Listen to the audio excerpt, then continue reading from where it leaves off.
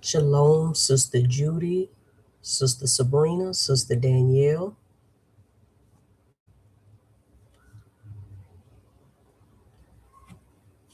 Give everybody a moment to climb into the chat.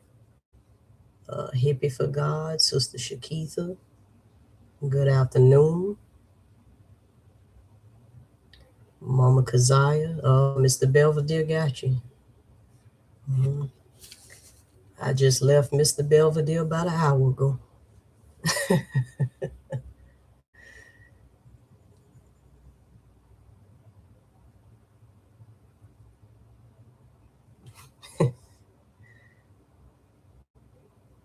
Oh, Sister Danielle, it's been awesome. Yes. Yep. I'm just glad to be above the ground and not beneath.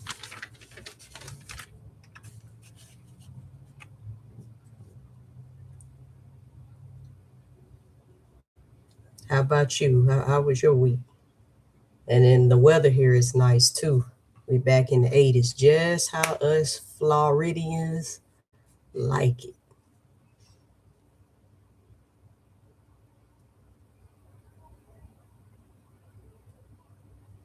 Yeah, that's how it be more.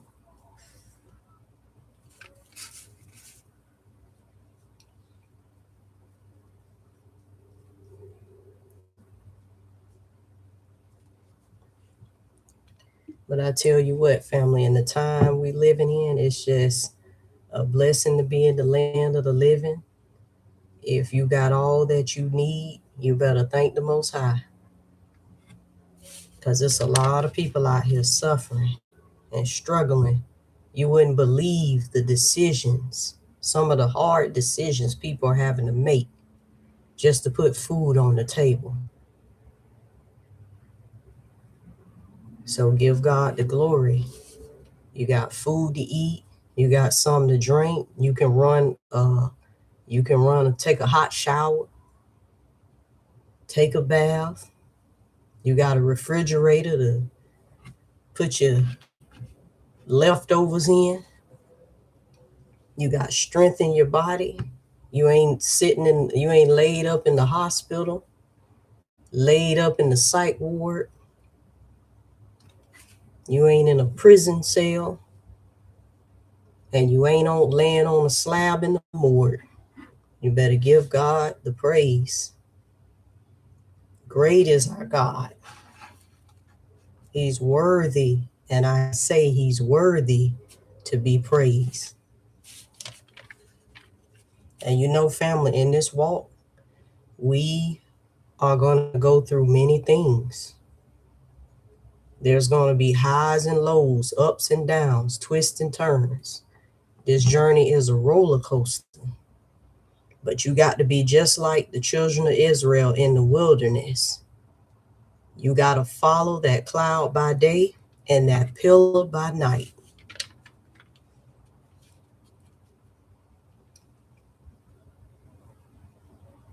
Serving God no matter what, through the thick and the thin.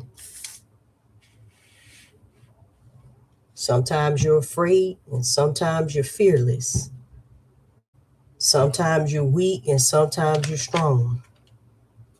But we can do all things through Jesus Christ. We are more than conqueror through him. And why? Because he already got the victory for us. And we have to walk victorious. We have to have a victorious mindset. We have to have a winning mindset. When you know you already got the victory in Christ, It gives you a confidence and a peace that this world cannot give you. That don't mean it's going to be easy. That's one thing I love about the Lord. He kept it straight with us from the gate. He said this ain't going to be an easy walk. He told us you're going to have to pick your cross up. And we know what the cross represents: suffering, pain, agony. And he said you got to pick yours up every day and walk this walk. So if we got to take up our cross daily, that means we got to, each day we're making a decision that we're going to serve our God. We don't care what Babylon say. We don't care what laws they pass that make it legal to do evil. We're going to stick with our God because we're citizens of the heavenly kingdom, and we live by a different set of rules. That's right, hippie for God. Let nothing separate us from our Christ. And so that means what? That means we have opposition. We have an adversary that's trying to separate us from our God. That's where all them afflictions come from the enemy.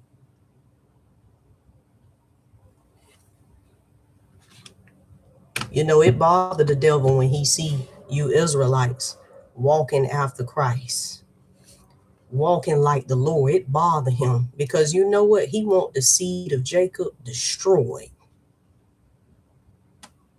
And so what he does is goes after the remnant, because the remnant in Christ is the hope of all Israel.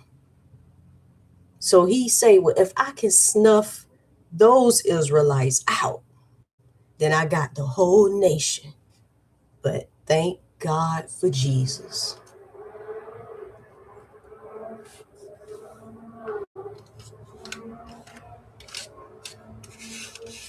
And when I talk about Jesus, who am I talking about? I'm talking about the Jesus of this Bible, not the white Jesus. I'm talking about this black Jesus who was an Israelite of the tribe of Judah. And he came, contrary to what the Christians say, he came and died for his people. That's the Jesus we preach. That's the Jesus that the apostles teach. That's who they taught, Christ.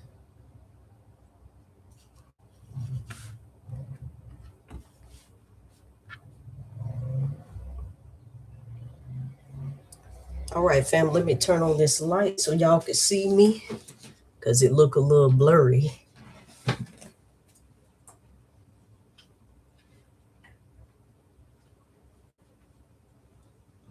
But I do got this door open over here, so maybe it's just the sun rays coming through there.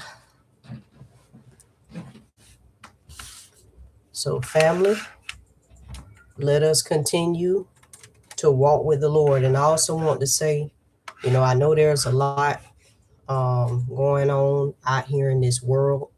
We see a lot of what's going on the news. But don't get too immersed and enraptured in what you hear. It's always good to be informed. We don't want to be no fools. We want to know what's going on. But let's not take it to heart.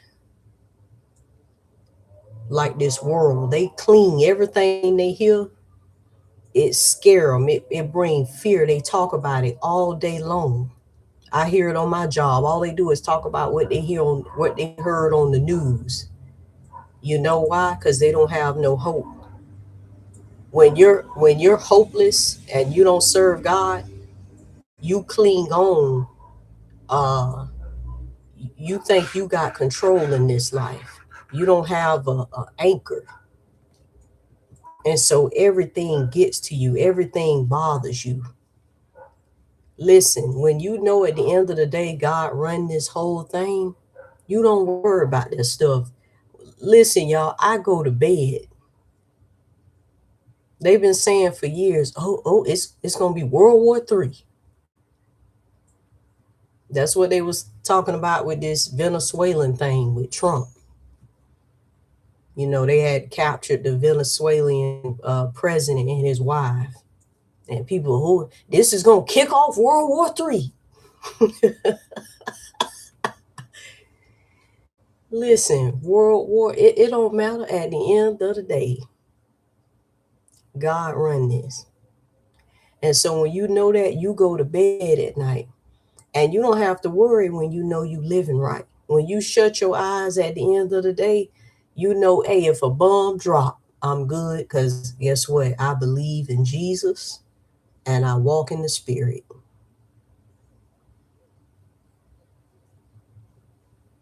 Man is so carnal, but not those of us who walk with our God. Our eyes are wide open. And why? Because this news, not ABC, not CNN, not Fox, not CSN, what's the one? CMS, NCB. It's so many of them. No, this good news. This good news tell us everything we need to know. Our God has already beaten man to the punch. He been told us the beginning, the end from the beginning.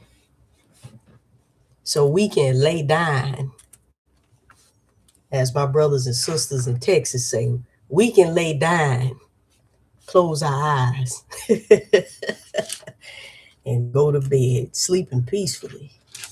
The Bible says the Lord gives sweet sleep to his servants. You know what that means? That peace is in our heart. And that peace being there, there's no room for anxiety, anxious for everything you hear and see. Trust in your God. Trust in the God of Jacob. All right, family. Sister Aline, Sister Salika, Sister Barnadette, anybody else I miss. I say shalom to you and everyone that is listening in, but you can't chat. I say shalom to you. And those who are listening for the sake of opposing, I say shalom to you. All right. So as y'all can see from the title, it says laws that lawkeepers neglect to do.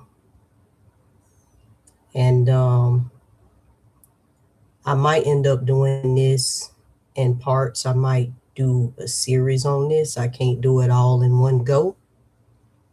Shalom to you, Brother Actual. But I will do what I can do in this lesson. Now, the point of this lesson, as I said in the last lesson, is I'm not putting these lessons together to, try to make Israelites who depend on the law. I'm not trying to make them look bad or, look stupid or try to show what I know, and for me, this isn't a battle. I don't see this as, as I heard some of the Israelite brothers say, we clanking up swords. I don't see it that way. I simply care and I love my people. And I want to see you Israelites rule this kingdom to come. I want to see you inherit all the promises. I want to make it clear that no Israelite camp of any kind, I don't see them as my enemy. Now, they may see us at Israel's church that way. And I could speak for my family. We don't see you all that way. You are our brothers and sisters. We don't see it as, well, this is that camp, that this is that church, so we don't deal with them because they believe that. No, at the end of the day, we're all brothers and sisters. But what I wanted to do was, put this lesson together just to show the importance of us, moving away from the law and putting complete faith in Jesus Christ. Okay, this is an attempt to show you that we indeed have and still do fall short of the what? Glory of God. We are not perfect. Okay, so what our people need is, we are in need of humility. This is something that the Lord has always wanted from our people. Just humble yourselves. It's okay to be wrong. There's nothing wrong with that. That doesn't make you less of a man or less of a woman. As a matter of fact, to be humble is to be God, because our God is humble. Okay? So, and when I say move away from the law, family, I don't mean like how you hear the Christians. The Christians, they say, well, throw that, you don't need that law. Throw it away. Throw it out. We're not throwing away the schoolmaster. We're simply saying that, we're saying just what Jesus and the apostles said, that we are not trying to keep the law for salvation. The law was imposed on our ancestors, not really on us, but on our ancestors for a time. You can read that in Hebrews chapter 9. It was only for a time. That's it. It was only until Christ came, because Christ was what? The end of the law. You can read that in Romans 10. And you have some Israelites, they're hearing what we're saying, but they just don't really have that trust in Christ. They really believe that it's something I have to try to obtain righteousness by my performance of the law.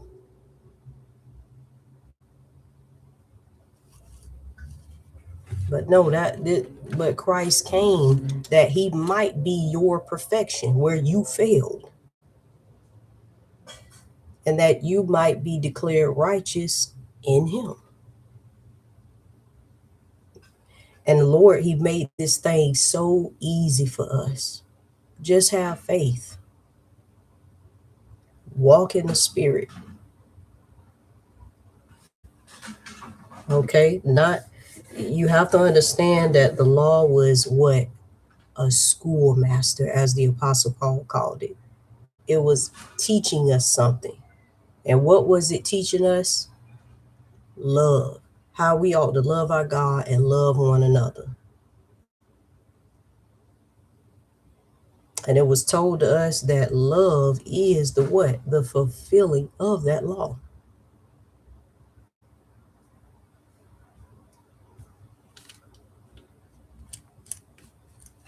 Okay, but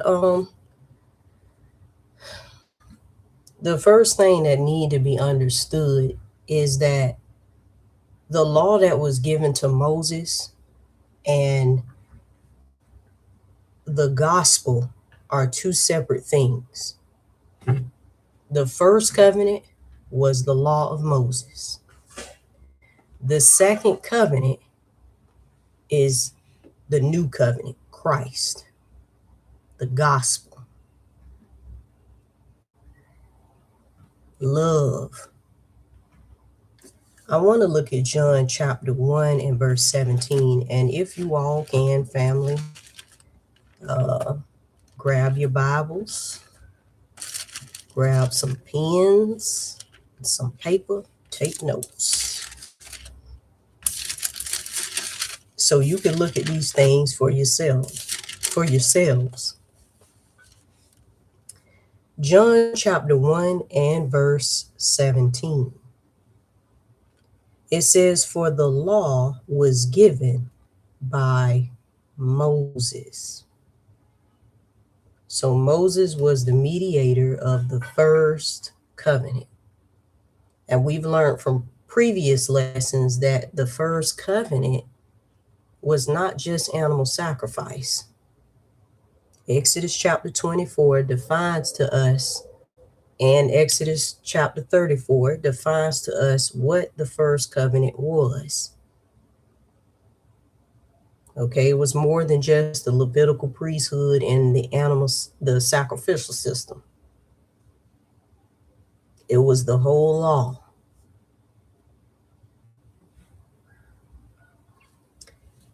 And it was this first covenant, this law that was given by Moses to who? The children of Israel. Now watch this. But, now this is important because there are a lot of Israelites that will say, well, there was grace, faith, and truth in the law. Well, watch this.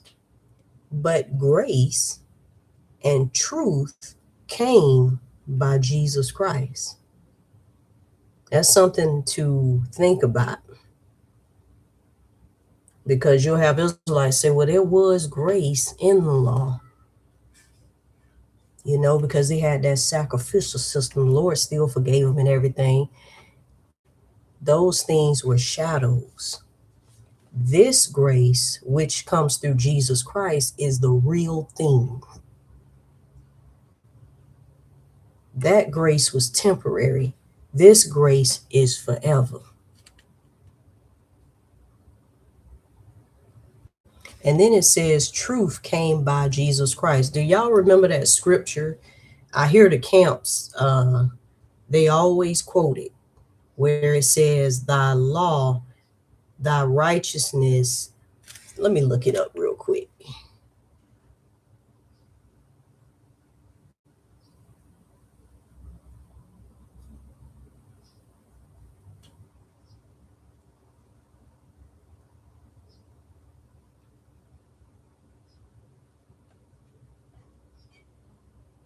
Okay, hold on.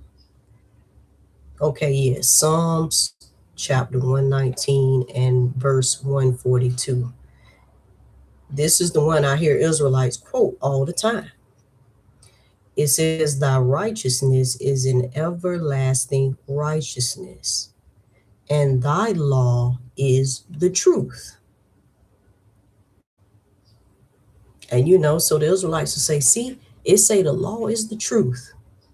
So therefore, that means we supposed to be keeping it if we want to be saved. But right here, John tells us that but grace and truth came by Jesus Christ. Why didn't he say, for the law of truth was given by Moses in John 1? You know, you know why, family? You know, our people, they have a hard time seeing that the things that they read in the law, it was about Jesus. Jesus told you, I'm the way, the truth, and the life. Jesus is the living law. So when it say thy righteousness is an everlasting righteousness, thy law is truth, who is it talking about, family? Y'all put it in the chat.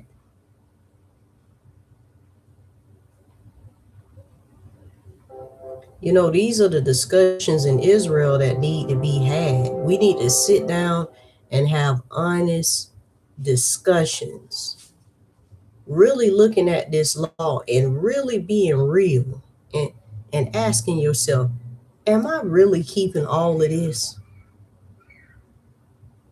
Thank you, family. Christ is the truth. Christ. So this truth that came through Jesus Christ, he came to do what? He came to give the understanding of what the law was saying, to give you the truth about it.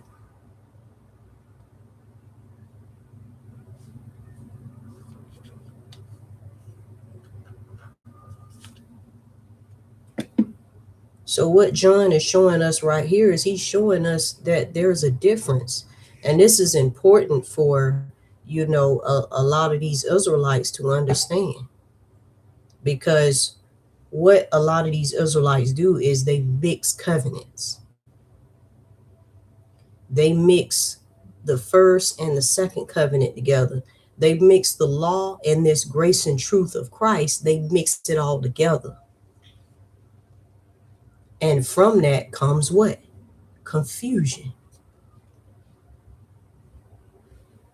And this is why a lot of Israelites, they're what? Confused. And from that confusion comes what? Debates, arguments, questions. Is that not what y'all see, brothers and sisters? Yes or no? Don't y'all see Israelites on social media? Don't you see them going back and forth debating? They always have questions. Don't you see them, what did Paul say, ever learning? Aren't they ever learning? That's why they start off in the Bible and then they have all of these different books, these so-called lost books, because they're lost. And I'm not trying to be mean. Listen, I'm talking to myself too. That was once me. So I understand. But I humbled myself down, me and my family. And I do believe too, because you have a lot of Israelite teachers out here, and I do believe that they mean well. Me and my family did. But even though you mean well, it still don't mean that you can't be wrong. It still don't mean that you can't be misleading people.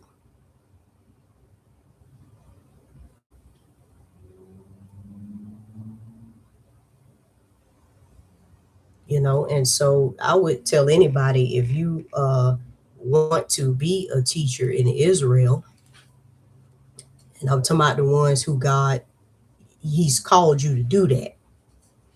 I ain't talking about anybody who just want to jump up and do it. You are going to have to be humble before God, because what you say as a teacher has influence, and you can help or hurt a lot of our people. So you have to always remain in a humble posture, not even when you teaching, but just life in general, just every day. Be humble before God, because you always want to have an ear to hear the voice of God, because sometimes the Lord, he'll use different things and people to try to speak to you, to correct you. But if you have that pride in you, like leaven, it ain't gonna stick. You ain't gonna want to hear it. It's gonna bounce right off you. So I do believe a lot of you Israelite teachers, I do believe you all mean well. And if we're going to be mean welling teachers, then we ought to do our due diligence and take a look at what we're feeding the people, because we're going to have to take an account for what we put before the children of Israel. Remember, these people are more than just your congregation. These are God's sheep. And you are just given temporary rule over them for a time. But don't you ever forget, these people, these Israelites, they belong to their God, the chief shepherd. Okay, so that's the first thing we need to understand. We need to make a separation between the first covenant and the second covenant.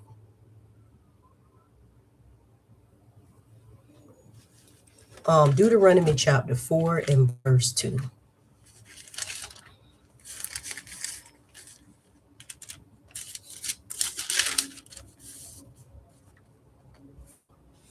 Deuteronomy chapter 4 and verse 2. Verse 1. It says, "Now therefore hearken," or listen, O Israel. Something our people have a hard time doing, listening. "Listen unto the statutes and the judgments which I teach you, for to do them, that you may live and go in and possess the land which the Lord God of your fathers giveth you." He says, "You shall not add unto the word which I command you, neither shall you diminish aught from it." And today, that's what I'm going to be discussing. Some of these laws that these Israelites are diminishing from, that they have diminished, that they are neglecting to do. Neither shall you diminish aught from it, that you may keep the commandments of the Lord your God, which I command you. And so if you say that you are a keeper of God's law and you do God's law, then do it all. Do it all 100, no excuses. Because, a lot of our people, they say things like, well, we can't do them all because we're in captivity. Or they'll say, well, you just have to do to the best of your ability. If anybody in the chat can please give me book, chapter, and verse where we can read that, where God says, keep all my law except for, he gives an exception to the rule, where he says, when you being, that's okay, when you get in captivity, just do this part right here.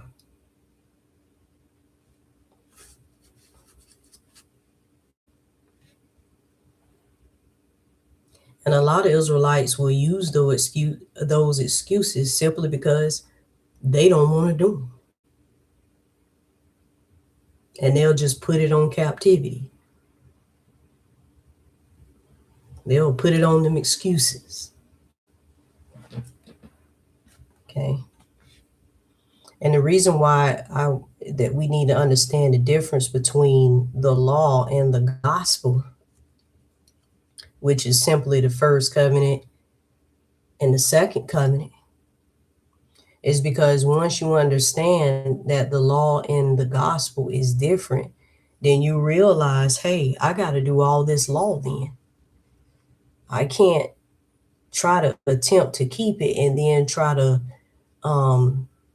use the grace of Jesus and apply it to the laws that I neglect to do, that I fail to keep. Basically, both covenants is all or nothing.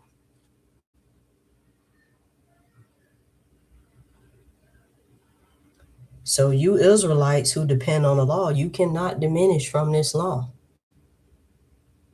You can't say stuff like, you over there in the new covenant saying that, oh, see, all he did was get rid of animal sacrifice. Didn't he just say don't diminish?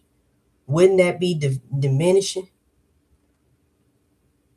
from the law, because animal sacrifice was a part of the law?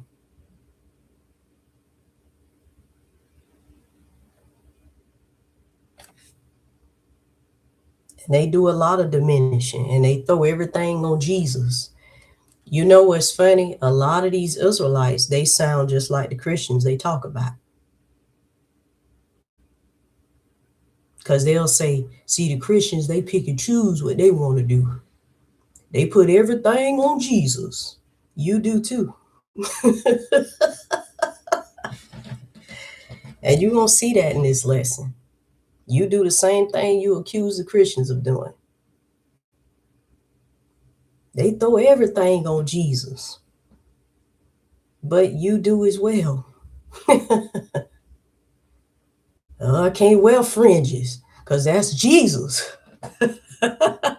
Well, don't the Christians say that? We don't got to eat the lamb on Passover because the lamb was Jesus. Well, hey, you might as well go ahead and just across the board. That's what I'm talking about.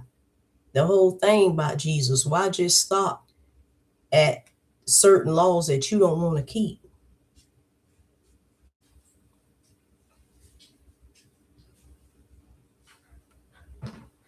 But I understand sometimes, family, when you believe something, you passionate about it, you don't hear yourself. You don't hear the hypocrisy. So, neither shall you diminish from it, that you may keep the commandments of the Lord your God. Now, family, what I'm gonna do in this lesson is I'm gonna be looking at a lot of different laws. I can't look at all of them, but I want to look at the feast days. Like I told y'all, you have a lot of Israelites. They'll say, well, all Jesus came to do was he just came to remove animal sacrifice. That was it, not the whole law. And so, me, I'm not going to argue. Let's go with that. So, what I want to do today, just looking at the feast days, I want to look at laws that are being neglected that have nothing to do with animal sacrifice. Nothing to do with animal sacrifice. Okay, Exodus chapter 12.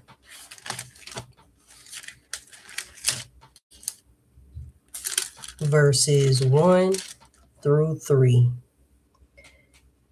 And the Lord spake unto Moses and Aaron in the land of Egypt, saying, This month shall be unto you the beginning of months. It shall be the first month of the year to you. And of course, we know our new year is around what they call today, April. The new year is not in January. I know that's what you were taught by the heathens. I was taught the same thing. But the new year is in the summertime, not in the winter. Verse 3. Speak ye unto all the congregation of Israel, saying, In the 10th day of this month they shall take to them every man a lamb, according to the house of their fathers, a lamb for an house. So those of you who depend on the law of God, guess what you're going to have to do? You're going to have to go get you a lamb.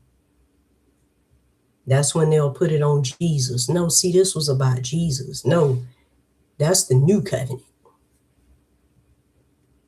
If you say you're walking in the old covenant, then you have to do what was prescribed under the old covenant. You cannot mix covenants.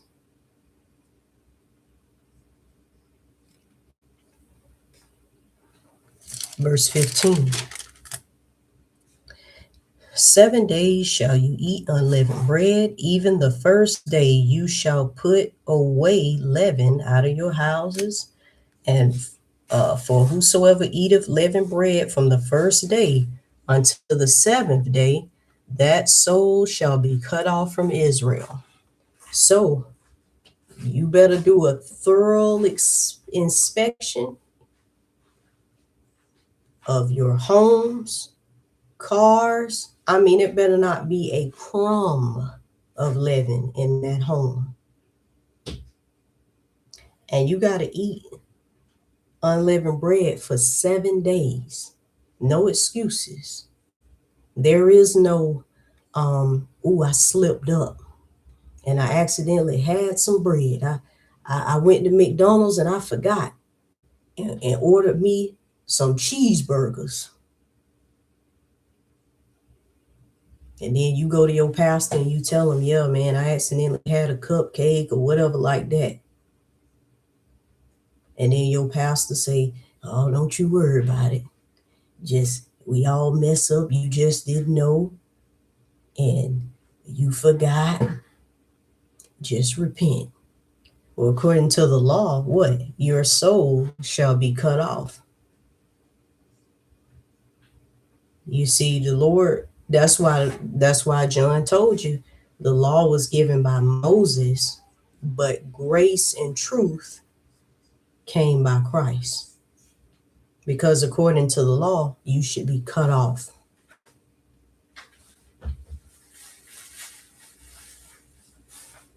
Didn't that happen with the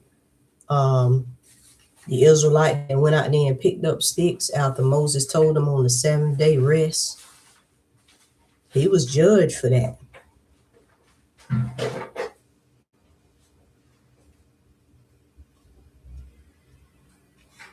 And a lot of times too, Israel, we focus on willful sinning.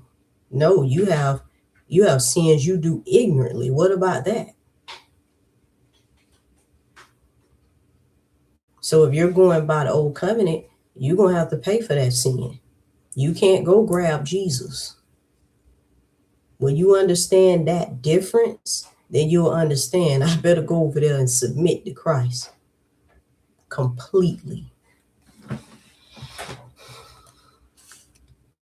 Okay, now I want to jump down to verses 43 through 49. And family, I'm going to be jumping around, but read these books and read them chapter by chapter to get a complete understanding. It's time out for all them cherry picking. And I know a lot of y'all learned that from these teachers. They do these subject lessons and they never get around to doing the complete Bible.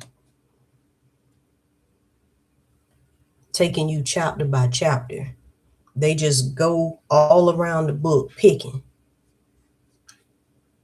cherry picking, doing the same thing they accuse the Christians of doing. We cannot do that. When you're a teacher, you got to teach the whole thing, not teach what you want.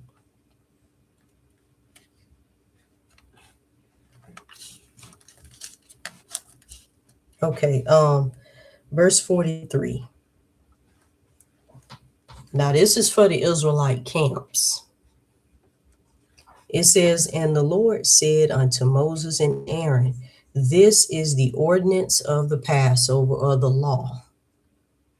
There shall no stranger eat thereof, but every man's servant that is bought for money, when you have circumcised him, then shall he eat thereof. Now, in a lot of these Israelite camps, they have foreigners in their congregation. They have heathens among them who want to take part in the Passover. Well, the Lord says the qualifications for them would be what? They have to be your slave. That's what a servant is. What servant mean? It only means slave. But every man's servant that is bought for money, we would know something about that, don't we, as a people? Because we was bought and sold for what? Slaves. When thou hast circumcised them. So this foreigner would have to be circumcised and your slave.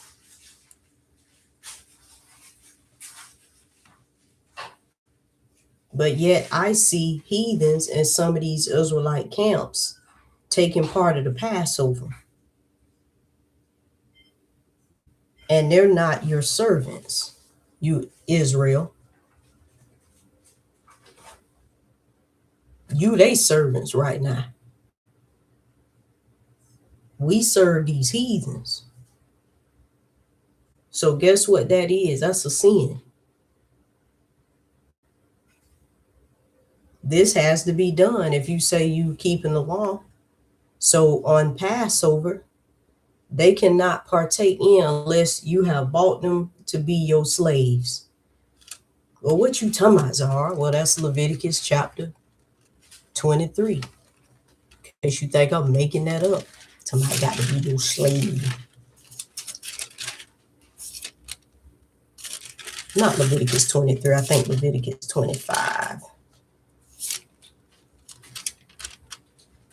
Leviticus 20. I ain't going to read it. I'm just giving y'all something to read.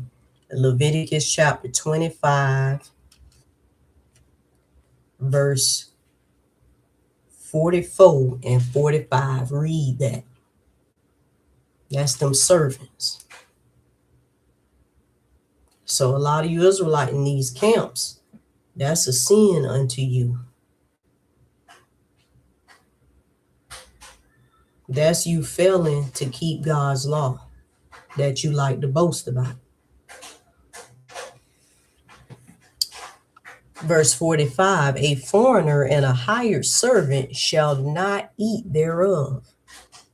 But yet I see heathens that are not Israelites in your camps taking part in the Passover. That's when they'll go jump to Jesus and that Gentile thing, because they think the Gentiles is white people. And so they'll say, but see, under Jesus, they ain't got to worry about that. No, that's new covenant. You can't use what applies to a different covenant to this covenant. You can't cross covenants.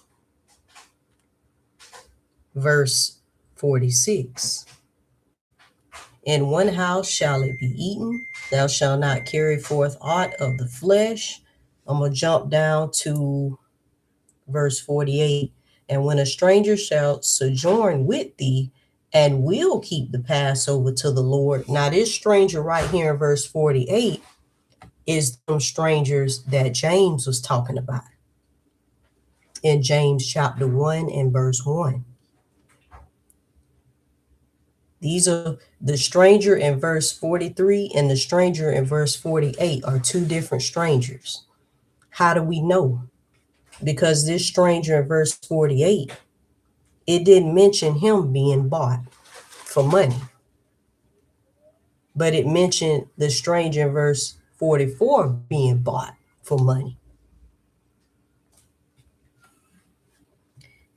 When a stranger shall sojourn with thee and will keep the Passover to the Lord, let all his males be circumcised, and then let him come near and keep it.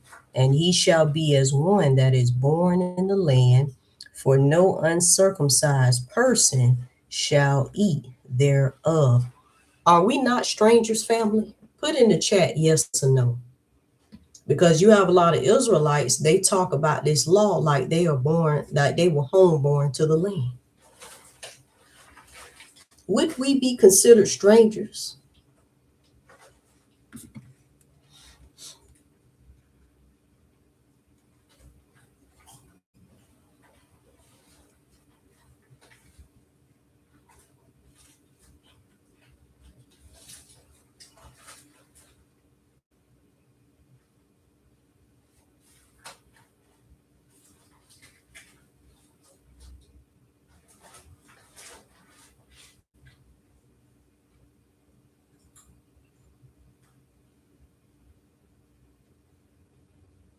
To back that up, let me stay right here in the law and prove to y'all that we the strangers.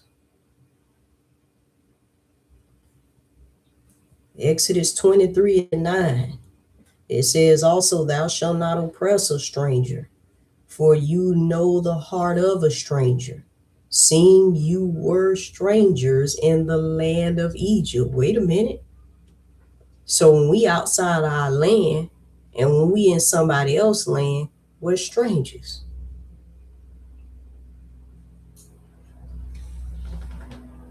So as an Israelite, our men, guess what? You say you keeping this law, you got to be circumcised.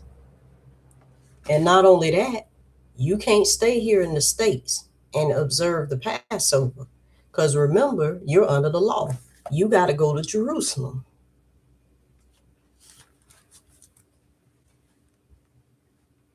In verse 49, one law shall be to him that is homeborn. And guess what? We're not homeborn. This here was prophetic in verse 49 about the future scattering, but I ain't going to get too deep into that. And unto the stranger that sojourneth among you. Because guess what?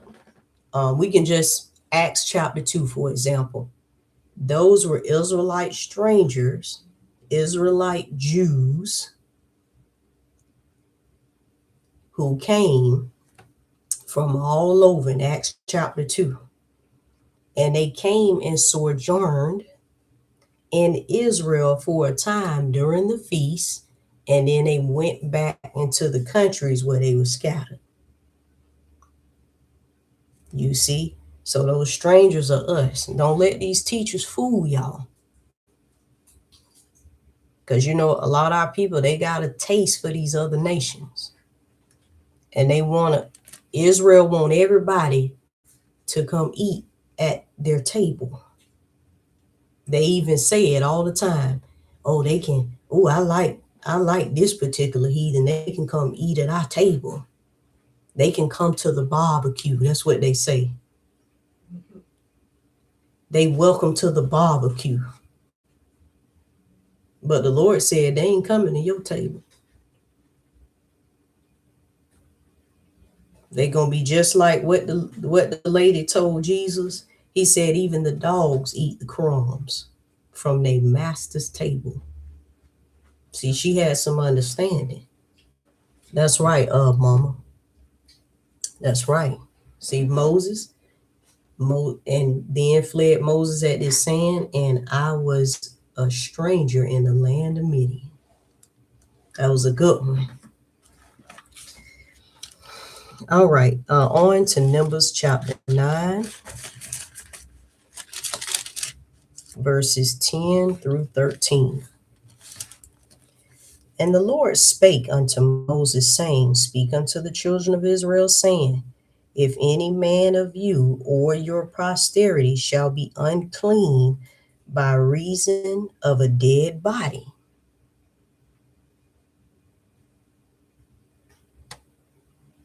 or be in a journey afar off. Now, family, I'm going to ask y'all a question. Aren't we afar off? Yes or no? Aren't we afar off? Aren't we on a journey? Aren't we called sojourners?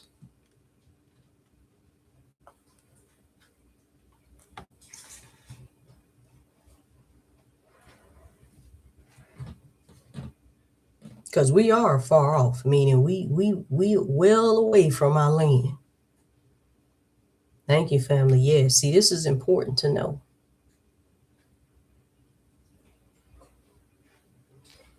You be in a journey afar off, yet he shall keep the Passover to the Lord. Because you'll have a lot of Israelites say, well, see, sister, but it say we got to keep the Passover.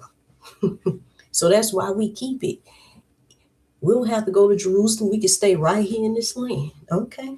Verse 11. The 14th day of the second month at even they shall keep it, and eat it with unleavened bread and bitter herbs.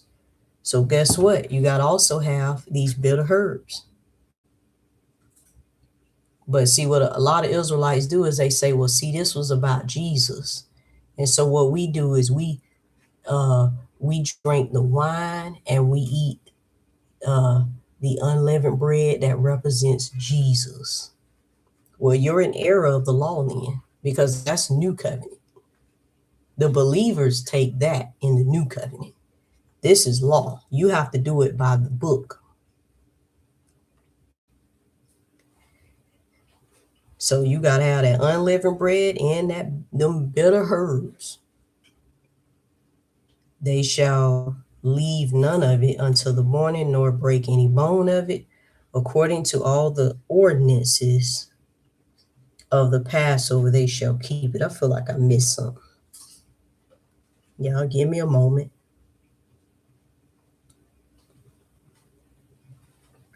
Oh, that's right. This is the point I want to drive home.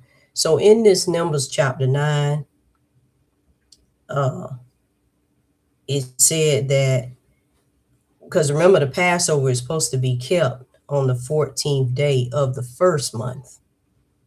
But it had just so happened that you had certain men, it said they were defiled in verse 6 by a dead body of a man, that they could not keep the Passover because they were defiled, they were unclean. And so what the Lord said, what we read over in verse 11, what the Lord said, okay, well, in that case, when that happens, whether they are defiled by a dead body, like you went to a funeral, ain't it a dead body in there? Some of y'all will go and still keep the Passover. But according to the Lord, if you be unclean by the reason of a dead body, or if you're in a journey afar off, and we are afar off, that's why I asked y'all, was we afar off? You got to keep the Passover on the 14th day at the second month.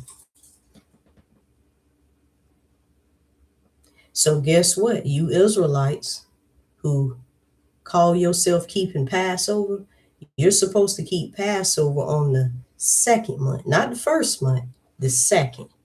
So you're going to have to make some adjustments in your feast day schedule.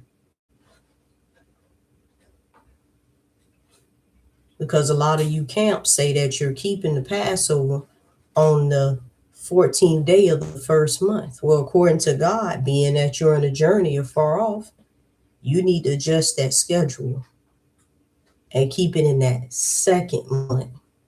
So if you normally kept it in April, guess where you got to keep it? May.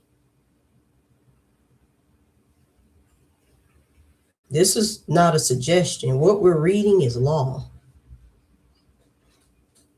But the way Israel looks at the law is, okay, the ones I want to keep, I'll see that as law. Command, you better keep that. But the ones that I don't really agree with or I don't want to do, they treat that as a suggestion.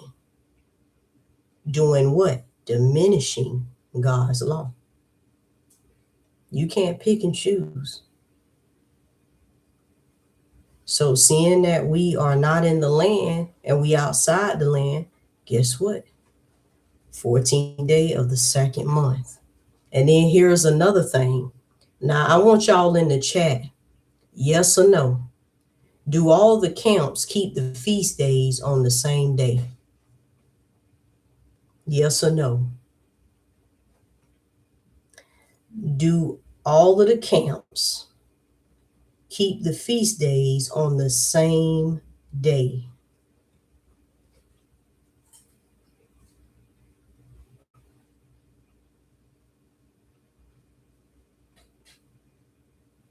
No, they don't. You know what that means? What does that mean? Somebody is wrong. And if you're wrong, that means you're in transgression of God's law. Because God said, do it on a particular day. And a lot of these Israelites, when they're making their count and stuff, we know, because me and my family know. Some of them think they got it. Some of them guessing. They lost. And so according to the law that they claim they keep, they have transgressed. This is serious.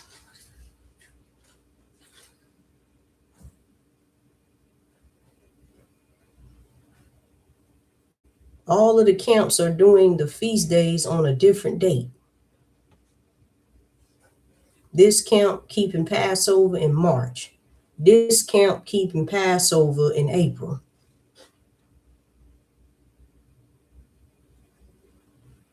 They argue about, do we keep the feast at the new moon is the full moon? The new moon is the dark moon. We don't go by the Gregorian, we go by the lunar.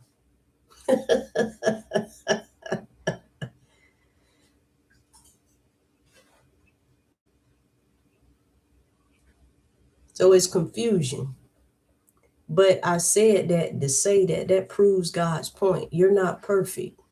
You have fallen short of the glory of God. You have not kept all his law perfectly.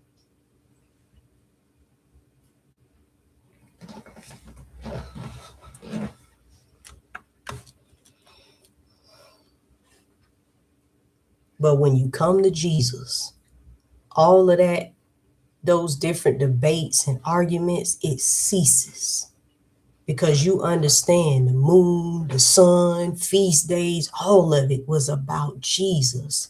And then you can rest from such unnecessary conversation that never edifies. All it does is stirs up strife,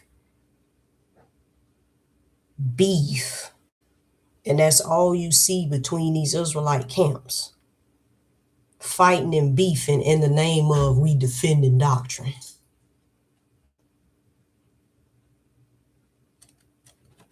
It's silly. Leviticus chapter, oh wait, let me finish. Numbers 9 and 13. But the man that is clean and is not in a journey and forbeareth to keep the Passover, even the same soul shall be cut off from among his people, because he brought not the offering of the Lord in his appointed season. That man shall bear his sin. Now, see, the Lord is talking about appointed season. So that goes back to what I was telling you. You can't just keep the feast when you want to do them. And I see all these camps keeping different dates. That means you coming up short. Somebody coming up short because you're supposed to be brought at the appointed time. On the exact day, at the exact time. So somebody's in error. Leviticus chapter 23, verses 7 and 8. We're still dealing with the Passover. It says, in the first day you shall have an holy convocation, which most camps will do. They will, I know we did, Israel's church. We would get together as a congregation, assemble together, have church, have service. You shall do no servile work therein, but you shall offer an offering made by fire unto the Lord 7 days. And the seventh day is an holy convocation. You shall do no servile work therein. Now, family, did he say except? Did he make an exception to the rule? Did he say except if your boss called you in that day? You had to make a quick trip to the store.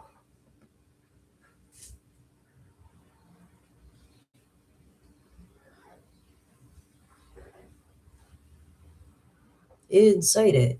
He said, you shall not. Remember, the Lord told us, do not add to his word. And so when your preachers, when your teachers tell you things that make you feel good so you don't feel guilty, rub your little conscience with their lies, try to make you feel good.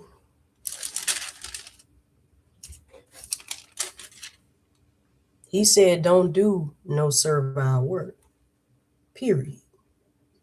So guess what that means? I mean, if you going by the law, you saying I'm keeping God's law, then you got to be zealous. Our fathers were zealous, was they not? They might have been many things, but they was passionate about keeping God's word. So guess what that means? You're going to have to call out. You can't show up to work. That's servile work. That's employment. You can't go in that day. You're going to have to risk the pink slip. Get the write-up. This is serious. We can't have you keeping the law. You can't half step. But I know your preacher gonna come. Don't listen to that. You ain't got God said do what you can do to the best of your ability. Can't read that in the Bible. I didn't read there where he said, and you shall do no servile work. Just do to the best of your ability. I ain't see it.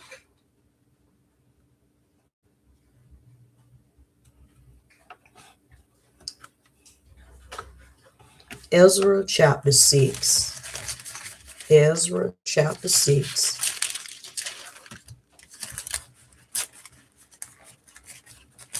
But again, I ain't saying this to try to down the camps or nothing like that. I love my brothers and sisters. Just trying to get them to see we need Christ. Ezra chapter 6, verses 21 and 22.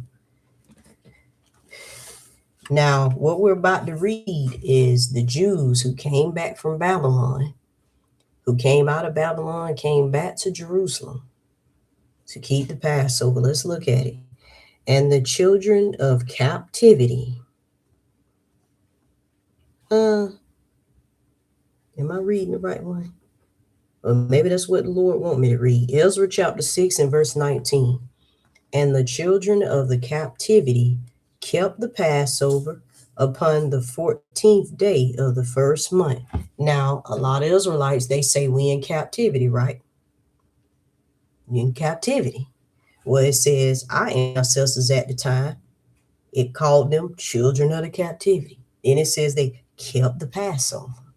Let's see where they keep it. Verse 20. For the priests and the Levites were purified together.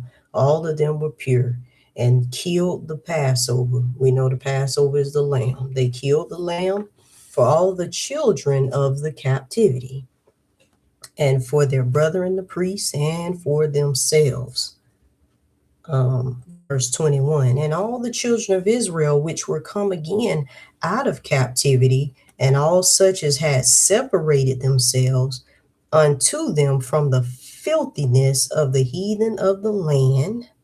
So even these heathens we scattered among today, our people have been what? Made filthy. Because when these lands among these people, they got different rules, they live by everything. But I ain't gonna go off into that. To seek the Lord God of Israel did eat and kept the feast of unleavened bread 7 days with joy. But they came from captivity. That's what it said in verse 21.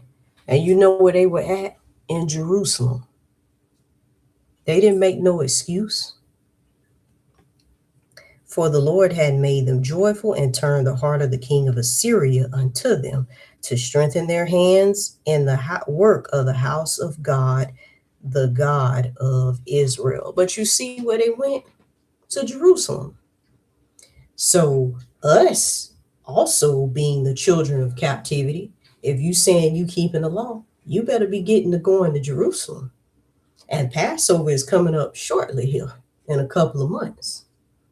So you better get to going. I don't know what's stopping you. Some of y'all got passports, and if you ain't got one, you can go get one. And you and all the other brothers and sisters, y'all better get to going. Do you think this is a suggestion? You think God is saying, well, if you want to, well, see what your preacher say first. Check with your bishop first and see what he say. And then based on what he say, you do it that way. No, you better get to going.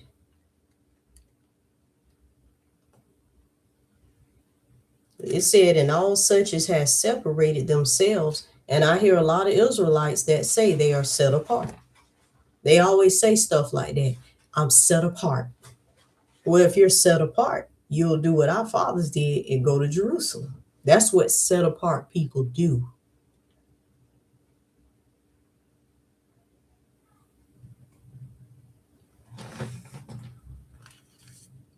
Okay, now we're going to look at first fruits also known as Pentecost, Feast of Weeks, Leviticus chapter 23, verses 10 through 14.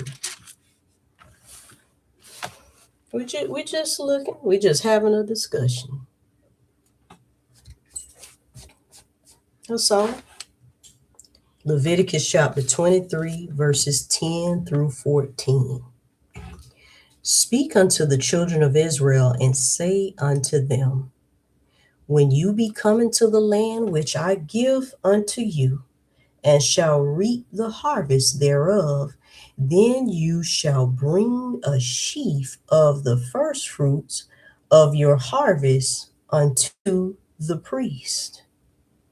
So you Israelites who live by the law, you have to bring a sheaf.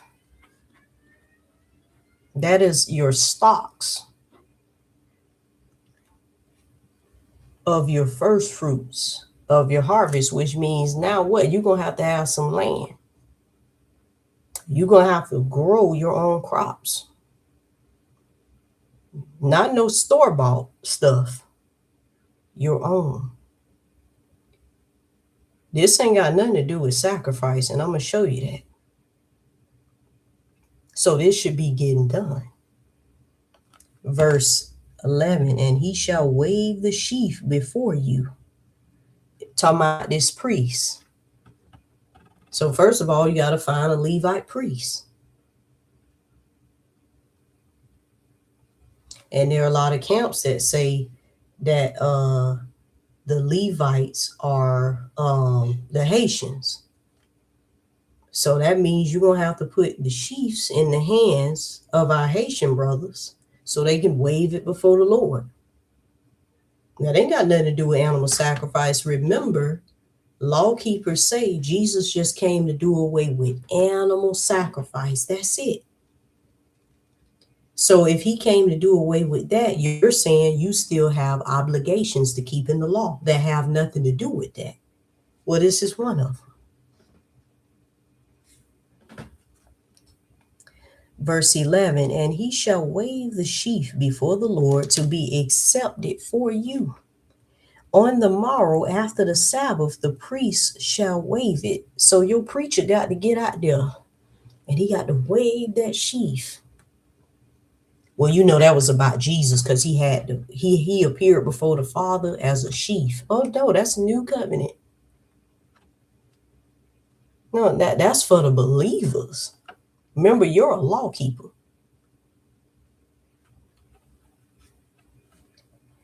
And he shall wave the sheaf before the Lord to be accepted for you. Okay, verse 12. And you shall offer that day when you wave the sheaf and he lamb. This is important because what this shows you is that those sheaves, the first fruit, that got nothing to do with sacrifice. So this should be getting done. Because he said, you shall wave the sheaf when you wave the sheaf and he lamb without blemish of the first year for a burnt offering unto the Lord. Well, you said the Lord fulfilled that part. So, okay. So don't worry about the lamb. But what about these here sheaves? Verse 13, for the meat offering thereof, and the meat offering thereof shall be 2/10 deals of fine flour mingled with oil, an offering made by fire unto the Lord for a sweet savor, and the drink offering thereof shall be of wine, the fourth part of an hin. So that goes to show you that you gathering these first fruits in the sheaves, that's different from sacrifice. Now, family, in the chat, yes or no, do you see these camps gathering in a harvest and from that harvest, gathering in those first fruits, binding them up, handing them to the priest, and waving them before the Lord? That's not sacrifice.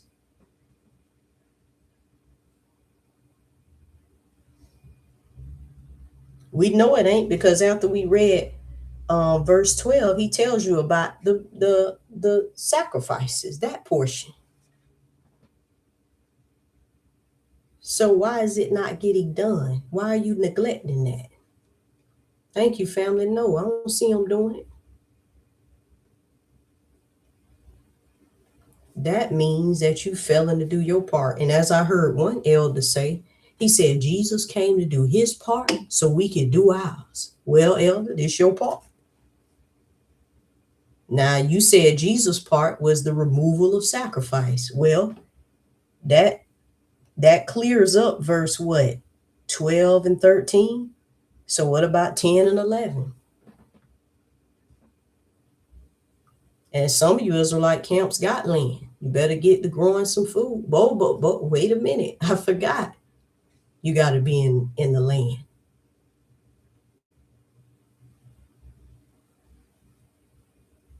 We got to be honest, family. This is the stuff me and my family looked at. And deep down, but it's just pride, I guess.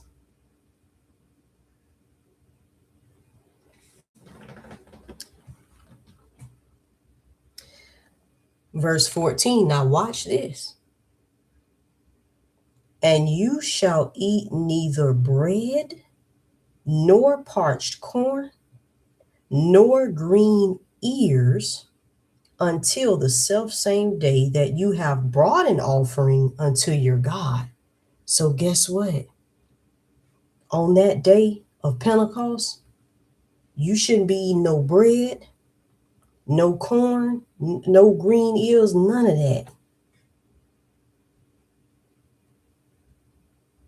But there are Israelites who be feasting on the Pentecost and they eat these things when you're not supposed to. He told you don't do it on that same day that you have brought an offering unto your God. And many of you say, well, that was Jesus. Okay, well, if Jesus the offering, okay, cool. You better not be eating no bread, no parched corn, or that's transgression.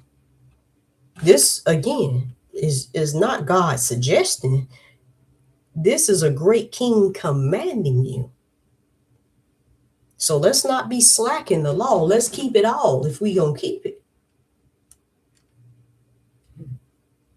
And you see, family, because what these Israelites to do, when you read the law, they separate things. Like they'll say, see, the sacrifices Jesus did, but then we do this part right here. But if you pay attention when you're reading, everything is hand in glove. The parts that you supposed to be doing, you can't even really do them without the sacrifice.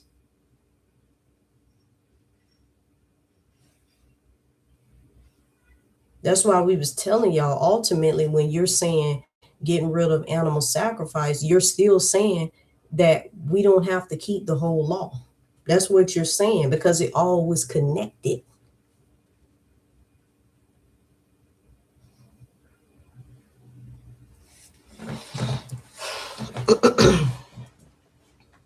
Now I'm going to jump down to verse 17 and 18.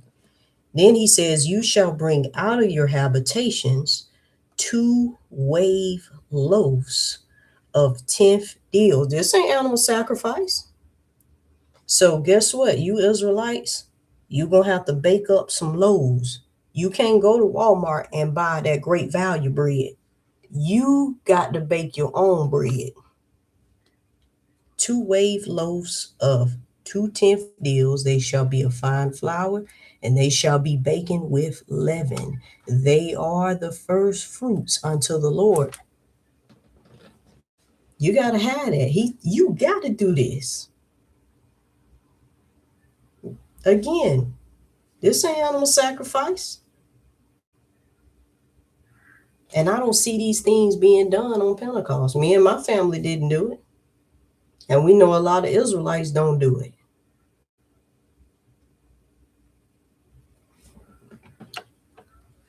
Verse 18, and you shall offer the bread with the bread. This is the key. And you shall offer with the bread 7 lambs. But y'all said that was Christ, okay? So guess what? You got to have that bread, though. That's what I'm telling you. Okay, fine. Don't worry about the 7 lambs without blemish of the first year. You say that's Jesus, but you still got to bake that bread. That's why he says you shall offer with the bread, denoting that that's separate. So if you're saying Jesus covered that part about the lambs, and guess what? You got to come up with that bread. Then that's when they'll say, well, Jesus is the bread of life. Oh, you sound like the Christians now. Now Jesus everything, which is what we've been telling you. Jesus is. You just refuse to come to him completely. You refuse to submit fully to Christ.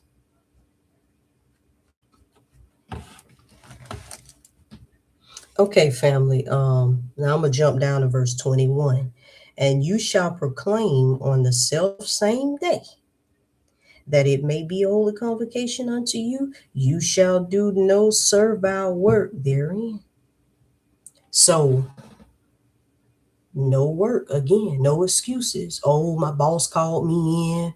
He put me on the schedule for this week, for that day. Guess what? Can't do it, boss. I got to keep. I You got to be like Paul. Remember, he said, I must by all means keep this feast. But the law keepers, except when my boss called me in.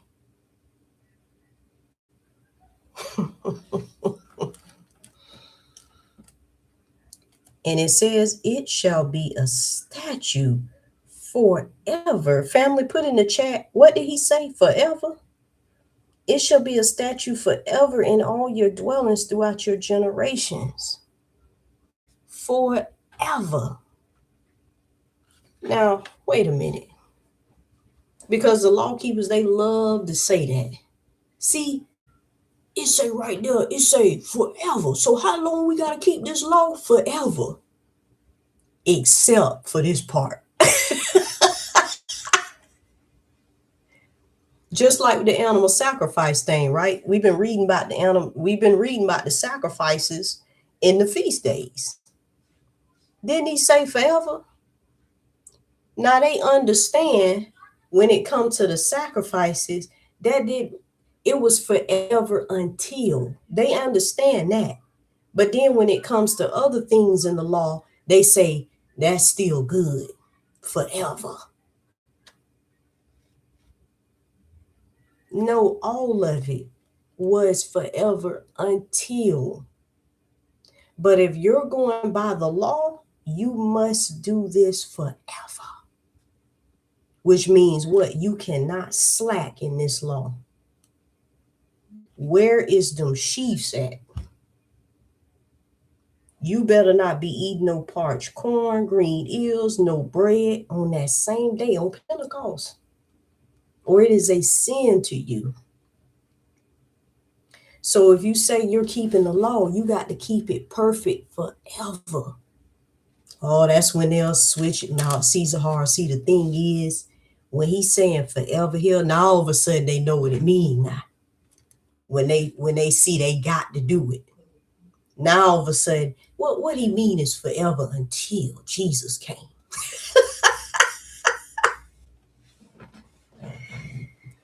Come on, somebody.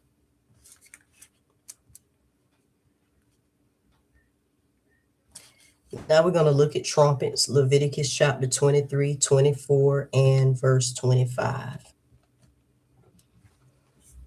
It says, speak unto the children of Israel, saying, in the 7th month, in the first day of the month, shall you have a Sabbath, a memorial of blowing of trumpets and holy convocation. Then he goes on to say, you shall not do any servile work. Now, family, are they blowing trumpets on the Feast of Trumpets? These camps? You may have some, but especially these Hebrew Christian camps. Are they blowing the trumpets? Do you hear them sounding the trumpets? Because you're supposed to sound trumpets on the memorial of blowing the trumpets. If you don't, what is that? A sin.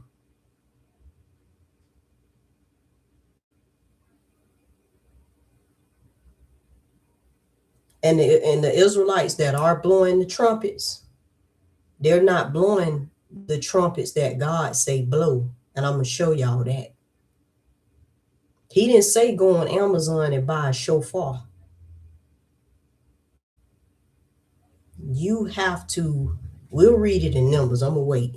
But no, family, they ain't blowing the trumpets in these camps on that day. That's a sin.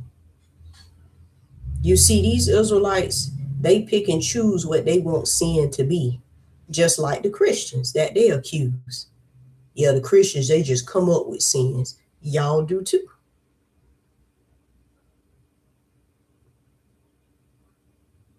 What y'all don't want to do in the Bible, that y'all can clearly see the Lord say do, y'all say that's good right there. But the ones that y'all are more zealous for and passionate about, and you don't see that being kept, then you'll say that's a sin. God don't work like that. And sin is not just the moral sins, because that's what Israel look at too. Long as them 10 commandments, long as I'm doing them 10 commandments, I ain't sinning. Sin is deeper than that. Sin is the transgression of God's whole law. So when you don't do the things prescribed on these feast days, guess what? Even though it's not adultery or stealing or anything like, it's still a sin. This is serious business. I know I'm laughing with it, whatever, but it's serious. Numbers chapter 29 and verse 1. It says, and in the 7th month, on the first day of the month, you shall have a holy convocation. You shall do no servile work. It is a day of blowing the trumpets unto you. So you got to blow the trumpets. In these camps, you got to blow them.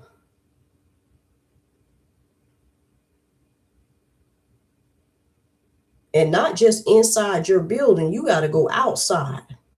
And not just outside your building, Jerusalem.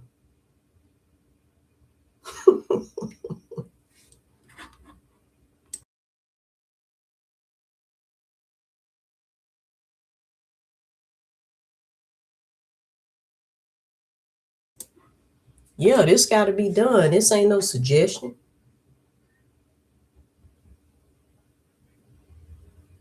But here come the Israelites. Well, you know, trumpets it was just about Jesus, so we don't have to sound them. Well, dang, I thought you said Jesus. I thought you said Jesus just came to fulfill sacrifice. So it's the trumpets too.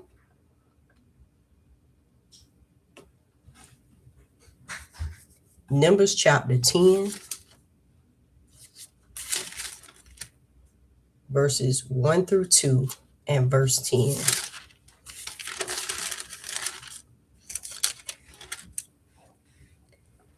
Now, these trumpets that you blow have to be specific trumpets.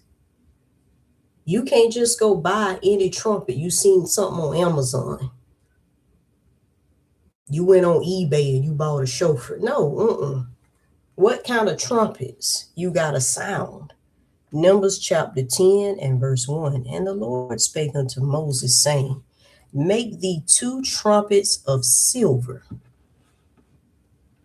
So these can't be what I call store-bought. You have to make 2 trumpets of silver. They got to be made out of silver. I see some camps blowing brown trumpets. You got to go make you can't just blow anything. What did the Lord just say? Come on, lawkeeper. Make thee 2 trumpets of silver, of a whole piece shalt thou make them, that thou mayest use them for the calling of the assembly, and for the journeying of the camps. Like what? The feast days. That's why you blowing the trumpet. That Israel may know it's time.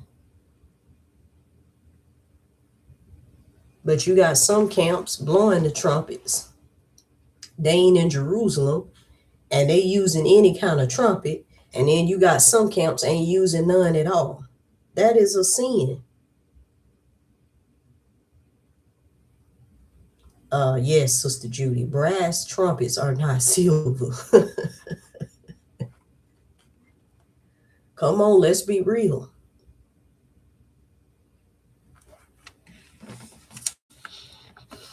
Um, verse 10.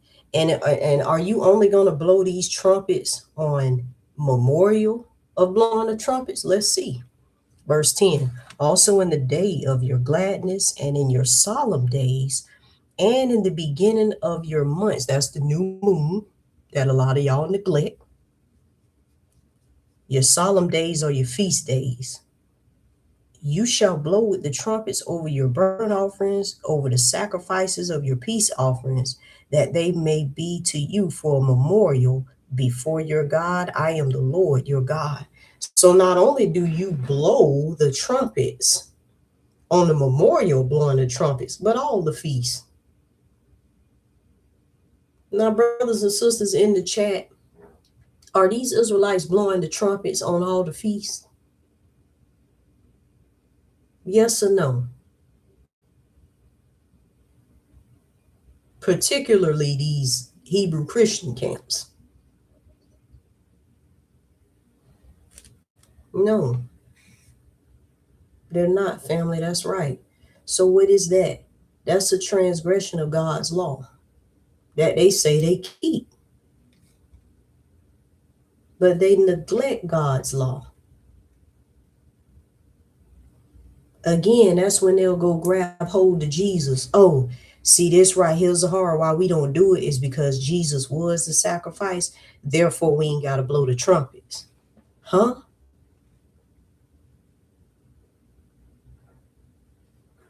That don't make sense.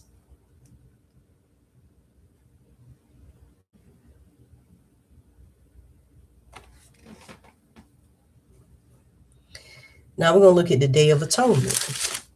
Leviticus chapter 23, verses 27 through 29. Also on the 10th day of this 7th month, there shall be a day of atonement.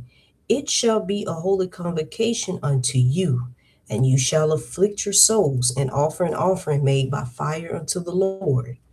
And you shall do no work in that same day, none, no work at all. For it is a day of atonement to make an atonement for you before the Lord your God.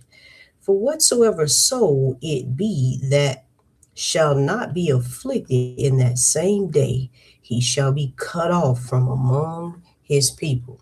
Now, you got a lot of Israelites, they believe that this word affliction means not to eat. I'll give them that. They say it means fast. Oh, we'll go with that.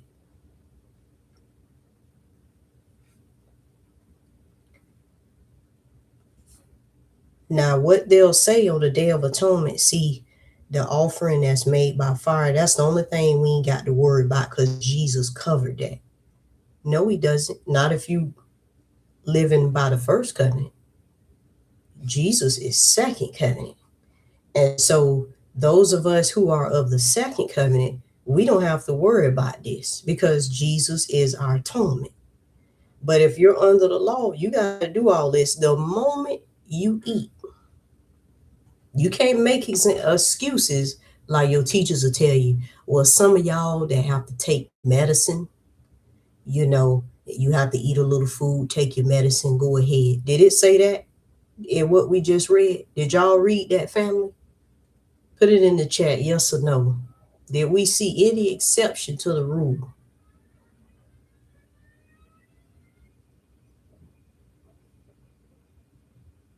No, he said if you eat, if that's what y'all think it mean, afflicting, guess what? You're going to be cut off. But the believers in Jesus, we don't have to worry about that because the atonement has already been made. Those of you who are still fasting, you're saying the atonement has not been made yet. You're still waiting on it.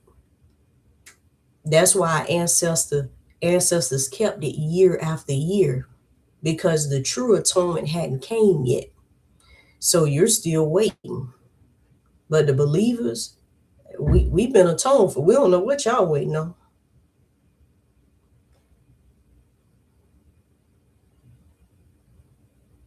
Then that's when they'll make the excuse, well, Zahara, Jesus is the atonement. Not for you if you're in the law. Now everything is about Jesus now. And that's how the law keepers do. They do the very same thing I told y'all that they accuse the Christians of doing. Now Jesus is everything. But I thought you said you had to keep the law. Oh, Jesus is on. It's only when it's convenient for you. Then you use Jesus.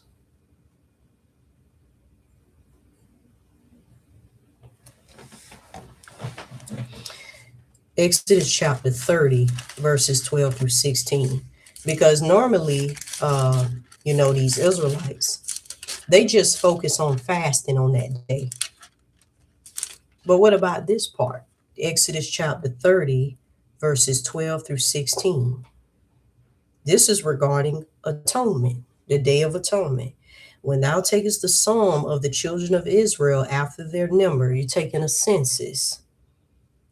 Then shall they give every man a ransom for his soul unto the Lord, when thou numberest them, that there be no plague among them when thou numberest them. Y'all remember David, he took a census of Israel without doing this. And the plague came on Israel and wiped out a lot of Israelites. Verse 13, this they shall give. What you going to give? Every one that passeth among them that are numbered, half a shekel after the shekel of the sanctuary. A shekel is 20 gerahs, and half shekel shall be the offering of the Lord. Every one that passeth among them that are numbered from 21 years old and above shall give an offering to the Lord. The rich shall not give more, and the poor shall not give less than half a shekel, when they give an offering unto the Lord to make atonement for your souls. And thou shalt take the atonement money. This animal sacrifice. You shall take the atonement money of the children of Israel, and shall appoint it for the service of the tabernacle of the congregation, that it may be a memorial unto the children of Israel before the Lord, to make an atonement for your souls. Oh, so it's more than just fasting on the Day of Atonement. That means you camps are supposed to take up a collection on the Day of Atonement of money. Which means a lot of you Israelites that don't like giving, you say, I don't like giving the teachers and stuff, churches, because they just use you, take your money. Guess what? Empty them pockets out. You better find out how much a shekel is. It say what, 20 gerahs? You better find out how much that is in USD. You got to do this. Ain't animal sacrifice. Now, family, I'm going to ask you in the chat again, yes or no. Do you see these camps taking up a collection of atonement money on the Day of Atonement? Yes or no?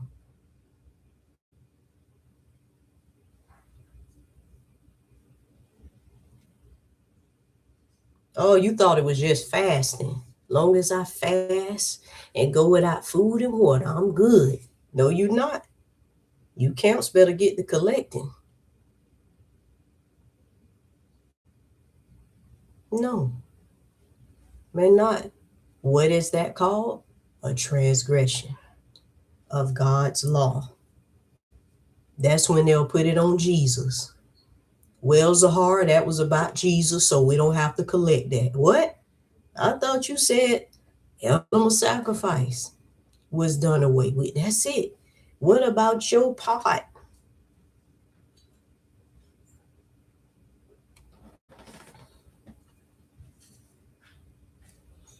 Leviticus chapter 25 and verse 9.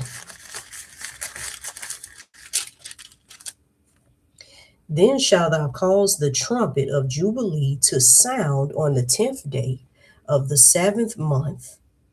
In the day of atonement shall you make the trumpet sound throughout all your land. So guess what, family? On the year of Jubilee, on the day of atonement, you got to blow a trumpet,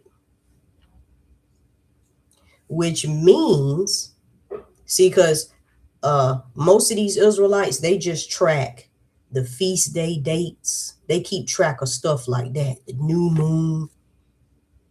But you're going to have to figure out when the year of Jubilee is so that this can be done.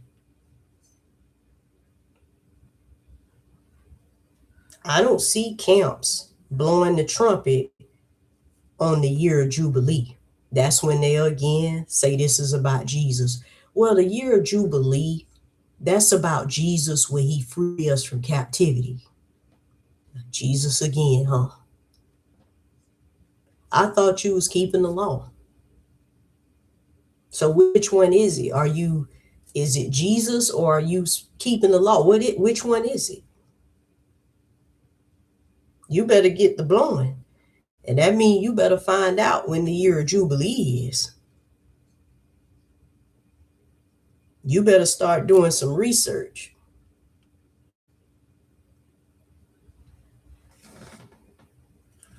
Now we're going to look at tabernacles.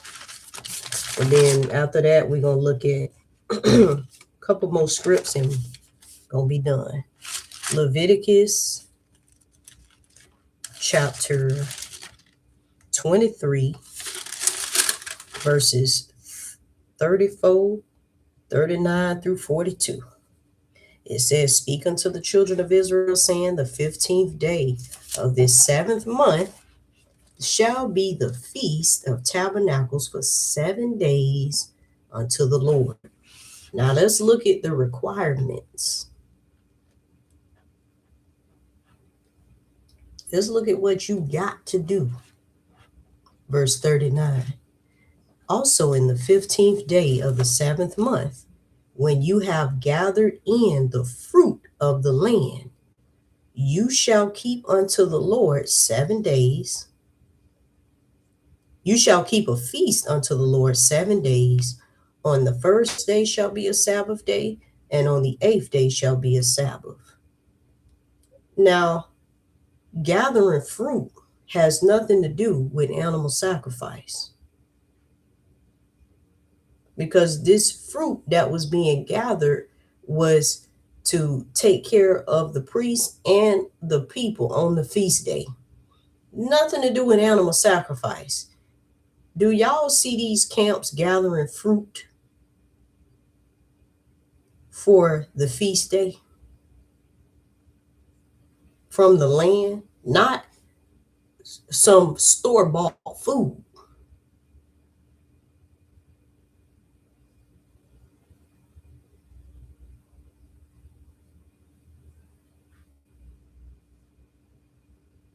So this day even kicks off with a gathering. That's why it's called ingathering. So you can't even kick off the feast without doing that first. That's when they'll say, Zahara, that just represented Jesus. That's why we don't do it. That represented him gathering in the saints. Huh? Oh, it's about Jesus now because you don't want to get out there, huh? Now you putting that on Jesus. Verse 40.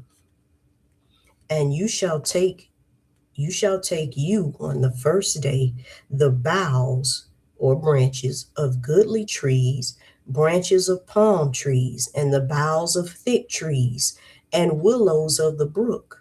And you shall rejoice before the Lord your God 7 days. And these branches and these boughs was to be used to create makeshift booths or tents. Now, family in the chat, yes or no, are these Israelite camps building booths or makeshift tents according to what we just read right there, verse 40? From branches, sticks, and all of that, from trees? Or are they going to the store buying a tent if they buy one? He didn't say go buy a store-bought tent. You have to build it. You have to make it from those materials. And you got to dwell in it. We're going to read it for 7 days. You have camps that don't do it at all.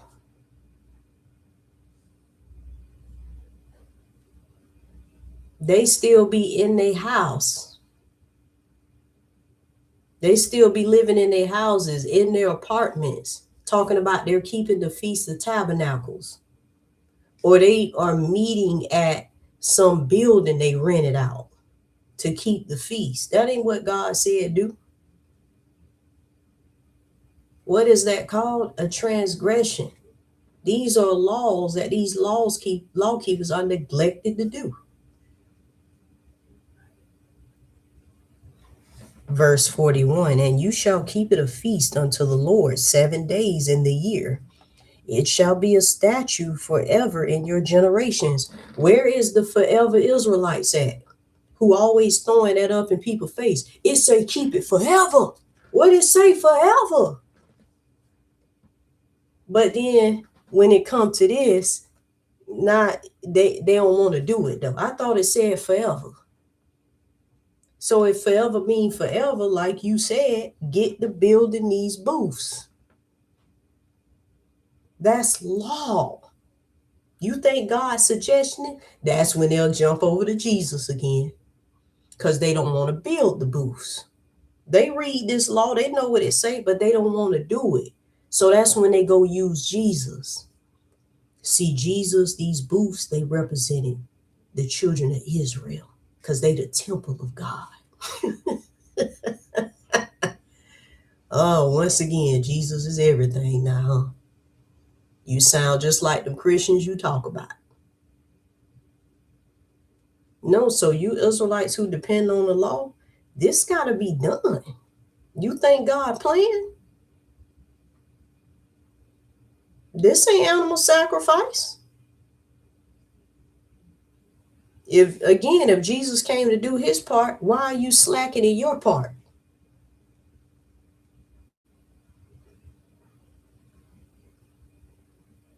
You can't play with this. If you say you doing it, do it all. You can't pick and choose. It says, you shall celebrate it in the 7th month. Verse 42, you shall dwell or live in booths 7 days.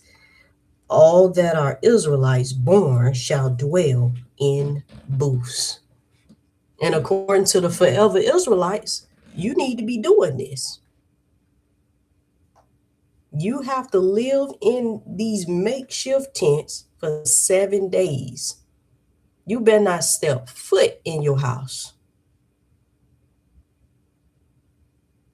You got to live. You think he playing? 7 days.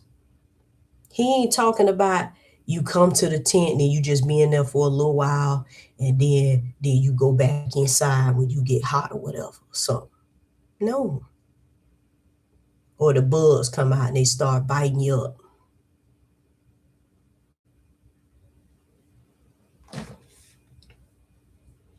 Nehemiah chapter 8. Let's see if our ancestors got it done or did they make excuses. Nehemiah chapter 8.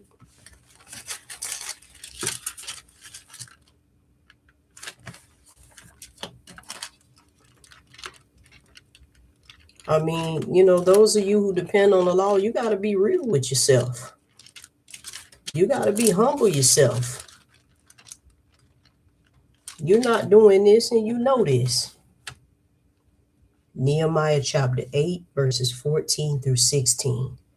And they found written in the law which the Lord had commanded by Moses that the children of Israel should dwell in booths in the feast of the seventh month.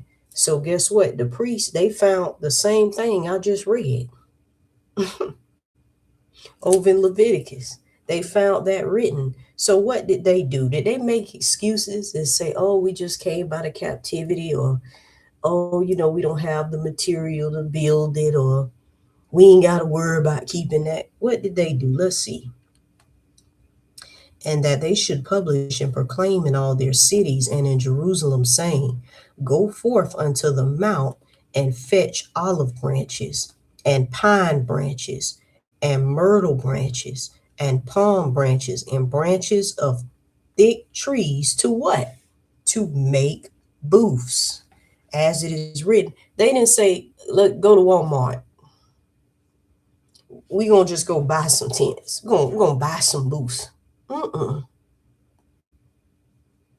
They said, no, y'all go fetch all of these materials that we need so that we can make these booths according to as it is written in God's law that you all boast about. Verse 16. So the people went forth and bought them and made themselves booths, every one upon the roof of his house and in their courts and in the courts of the house of God and in the street of the water gate and in the street of the gate of Ephraim. And when you read the next verse, it says that all the Israelites that came out of captivity did this. But yet I see Israelite camps today making excuses of why they can't get this done. Then they throw it all on Jesus. Now all of a sudden it's about the new covenant now. No, keep this. You said you keep the law, keep it.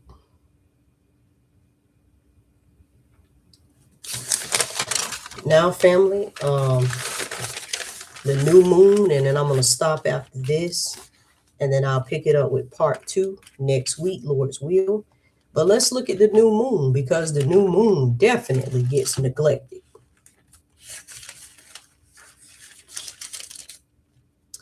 Psalms chapter 81 and verse 3. It says, blow up the trumpet in the new moon. We read that in Numbers 10. Blow up the trumpet in the new moon, in the time appointed, on our solemn feast day. Now, family in the chat, yes or no, are these camps keeping the new moon? And are they blowing the trumpets on the new moon? Now, you'll have some camps, they'll try. But for the most part, come on, family. No. Even you Israelites that are not a part of the camp, but you say you're a law keeper, you neglect a lot of these things as well. And these laws, a lot of these laws had to be kept as a congregation. So if you're not a part of a congregation anyway, you already know you transgressing.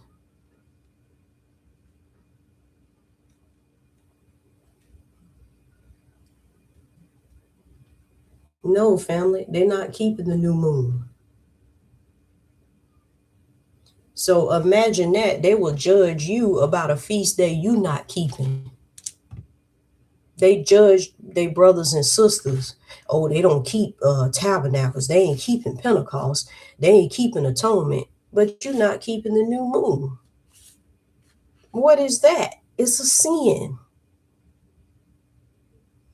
Verse 4 tells you, for this was a statute for Israel and a law, not a suggestion. It must be done. And I see a lot of Hebrew camps not keeping the new moon. Me and my family wasn't keeping it. But yet we boasting about the law. We gotta be keeping this law, and we're not doing it. We slacking on the feast days. We ain't keeping the new moon. Steady throwing everything on Jesus. That Jesus took care of that. He took care of that. But then turn around and say, well, he just did away with animal sacrifice.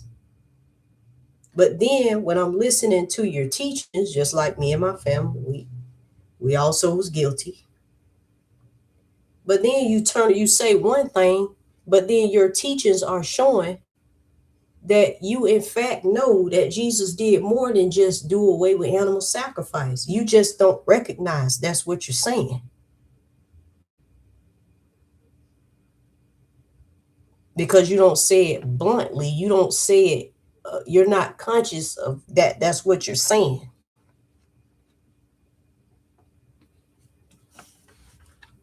So you Israelite camps, you better be keeping this new moon. This ain't no suggestion. You better find out when this new moon is. And I've heard a lot of arguments. The new moon is the full moon. It's the dark moon. It's the slither moon. Well, you better find out which one it is so it can be kept on the appointed. He said in the time appointed, not when you feel like it need to be done, but when God said.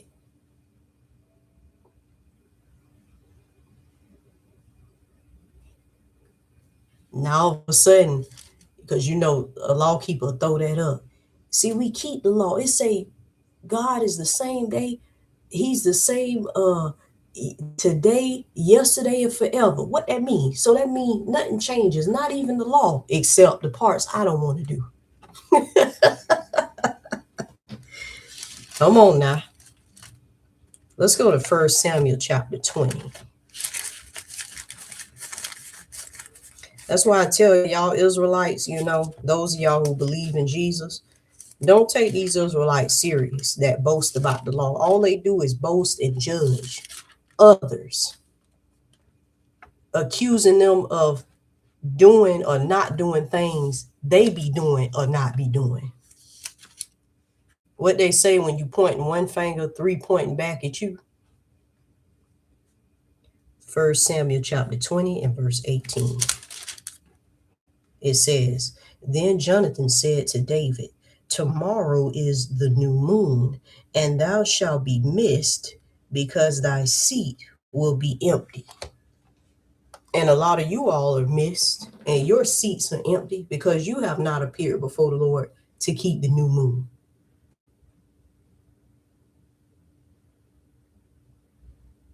Verse 27.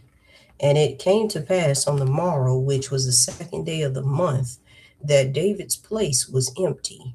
And Saul said unto Jonathan his son, Wherefore cometh not the son of Jesse to meet, neither yesterday nor today? And we know why he ain't coming. And Saul knew too, trying to have ignorant. Why David ain't here? Because you trying to kill him. You know why he ain't here. People try to play crazy. And we got a lot of Israelites like that, like Saul. They try to play like they don't know why. I don't know. I don't know why Israel. I don't know why they be acting like that. But anyway, a lot of you, but you see our ancestors, they was observing the new moon. The new moon was a feast day. So why are these camps not keeping the new moon? That is a transgression. Oh, but I know. It's about Jesus, ain't it?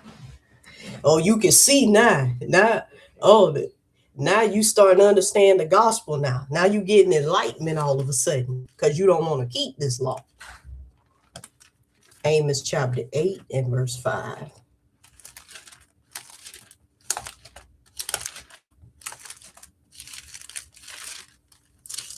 Amos 8. Let's see what you couldn't do on the new moon. Amos chapter 8 and verse 5. Verse 4. Hear this, O ye that swallow up the needy, even to make the poor of the land to fail. You see this evil that was going on? And this was supposed to be law keepers. No love for their brethren, just taking advantage. Just say they swallowed up the needy. destroying them and exploiting them for gain, mistreated the poor, but keeping God's law.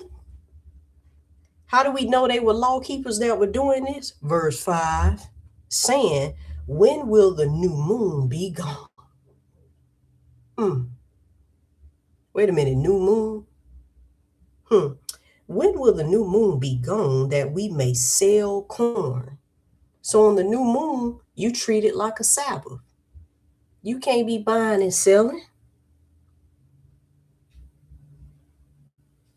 So guess what? You Israelite camps, your new moon is another Sabbath day, which means now you do know the Sabbath day on each month. The new moon can fall on any day of the week, like on a work day. You know what you're going to have to do? Use that vacation, use that PTO.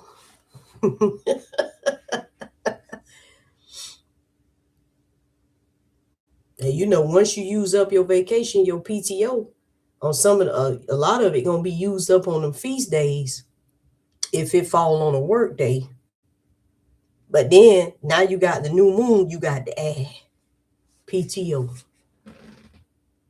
Prepare the others because I gotta keep the new moon.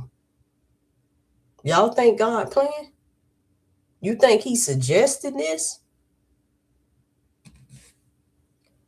And the Sabbath that we may set forth wheat, making the ephah small and the shekel great, and falsifying balances by deceit.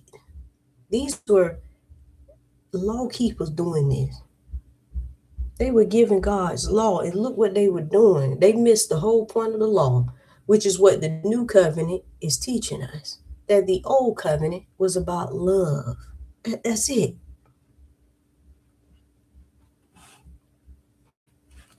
All right, family. Two more places and I'm done. Deuteronomy chapter 16. I'm just giving y'all something to chew on. I'm talking about the law keepers. Deuteronomy chapter 16 and verse 2. Thou shalt therefore sacrifice the Passover unto the Lord thy God of the flock and the herd in the place which the Lord shall choose to place his name there. Verse 5. Thou mayest not sacrifice the Passover within any of thy gates, which the Lord thy God giveth thee.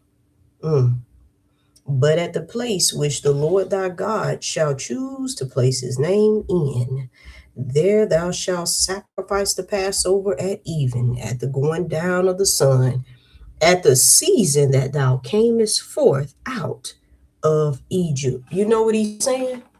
You can't just celebrate Passover anywhere. You got to be in Jerusalem because that's the place he chose. Oh, I know what you're going to say, though. Jesus is the Passover, so therefore we don't have to do that. Because, Sister Zahara, when you go to Malachi, it said that, I think Malachi chapter 3, it said that the offering will be made up to Jesus' name, which will be great in all the countries that we scattered. Oh.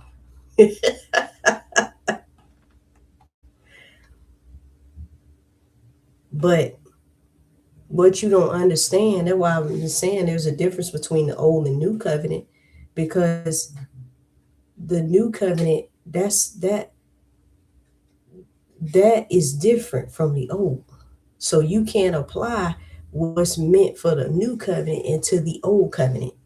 That's why in this same law you boast about, the Lord tells you not to mix fabrics, mix animals. When you sow in your fields, you just throwing all kind of different kind of seeds out in the field. He said, because what? It is confusion. And so what that law was pointing to was what? You can't mix covenants. That's what you Israelites do. That's why y'all confused. So no, if you're keeping the law, you have to do it again as prescribed in the law. So you better get your passport. You better book that flight because Passover coming up here shortly. And you better take off. Now, it is some brothers and sisters that's already over in Jerusalem. So, try to get in contact with them and say, brethren, y'all got a place where we can stay. I'm serious around y'all so we can keep this feast.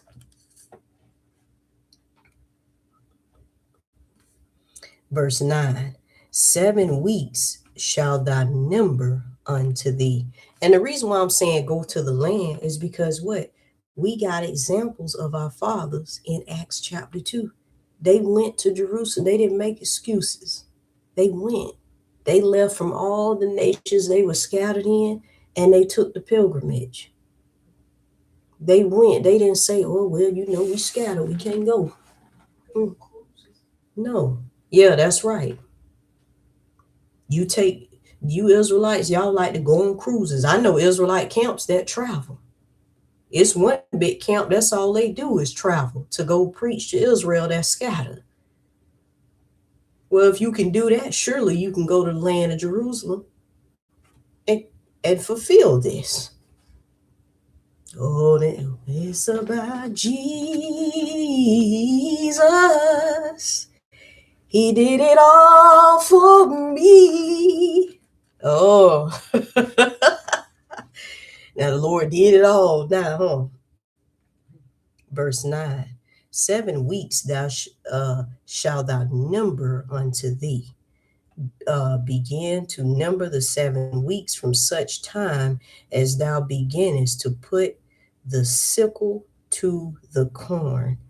And what he's talking about is, I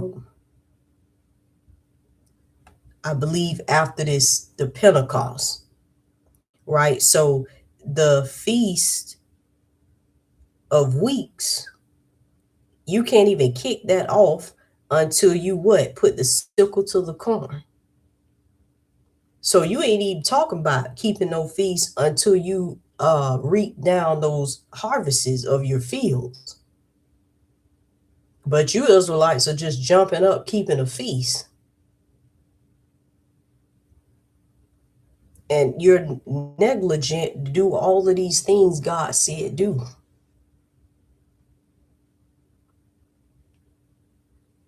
Verse 11, and thou shalt rejoice before the Lord thy God, thou and thy son, thy daughter, manservant, maidservant, and the Levite that is within your gates, and the strangers, fatherless, the widow that are among you. And in the place, not in Chicago, not here in Florida, not New York, New Jersey, not Minnesota, not California, not Texas, South Carolina, North Carolina, Tennessee, not in Brazil, not in none of the European countries. No, where? In the place which the Lord thy God have chosen to place his name there. That's why I said you better get that passport, book that flight.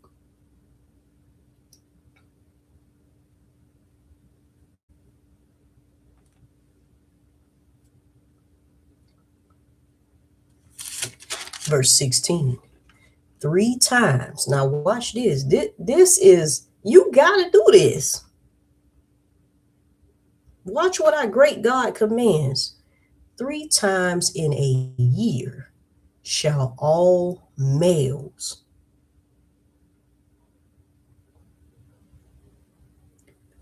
appear before the Lord thy God in the place which he shall choose. That ain't got nothing to do with animal sacrifice. This is your part, as you said, that you got to keep. Don't try to use Jesus on this. So the Hebrew men that depend on the law, you got to go to Jerusalem in what? The Feast of Unleavened Bread, the Feast of Weeks, which is Pentecost, and in the Feast of Tabernacles. You better get going. So when Passover come, he counts. You got to go. Don't be talking about you renting out some building.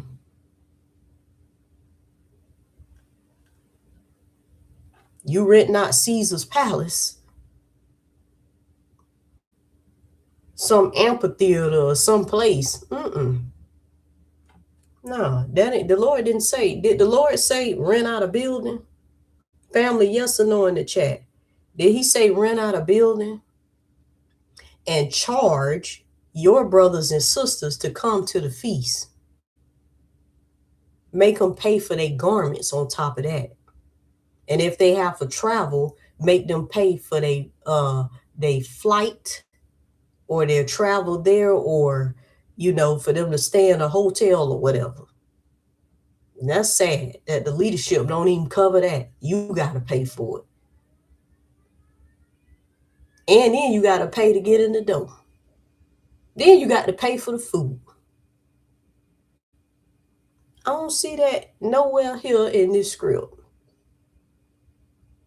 And that's why we tell you Israelites over here at Israel's Church, read your Bibles. This is why our people suffer a lack of knowledge. We want somebody else to spoon feed us everything. We want somebody else to put in the work. But the only thing with that is you could be deceived. You could be tricked. You could be used. You could be played. You got to be like the Bereans. You don't think they knew who the Apostle Paul was? But baby, when he came to them with this gospel, the Bereans said, and then they said, right while he was talking, one Berean in the back, he put on his glasses like Mama Keziah, and he was like, I hear what you saying. Yeah, show me where that's at right there. You said, Isaiah, that this was about Jesus. Then you just take him his word for it. And that's how you Israelites got to be. You got to do due diligence. As a matter of fact, that's how the heathen have gotten over on us. Because our people, it's not that our people are not smart. Israel, we are the smartest, intelligent people in this world. Don't listen to these heathens that tell you got a low IQ and that you dumb. Low IQ people can't survive years of chattel slavery, Jim Crow, and black codes and all of that by being stupid. No, our people love pleasure. They prioritize foolishness. But what we teaching over here at Israel's Church is to be reasonable men and women, to not think from the pleasure center, but think from our mind that God gave us, his mind, to learn to study, to acquire wisdom, to learn the fear of our God. That keeps us from being yanked. That keeps us from being used and deceived and manipulated.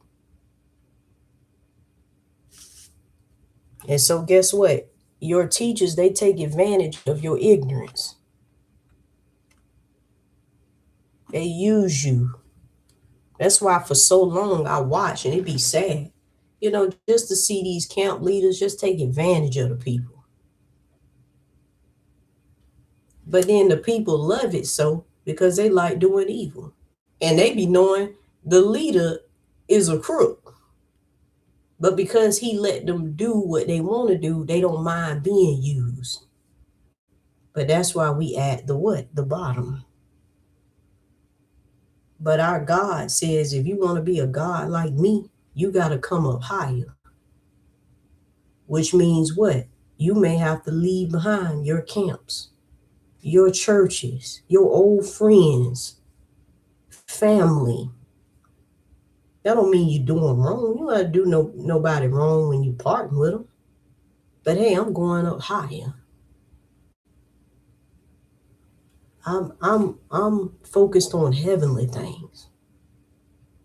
And so if I got the journey alone, I'll do it.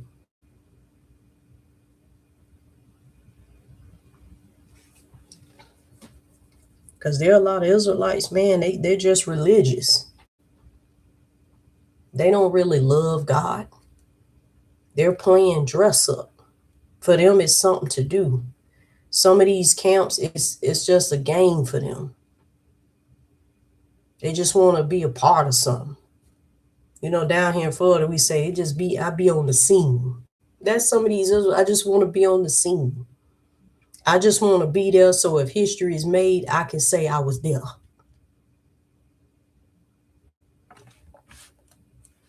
But no, you gotta be genuinely, you gotta genuinely love God. I want God. I want the kingdom. I love him.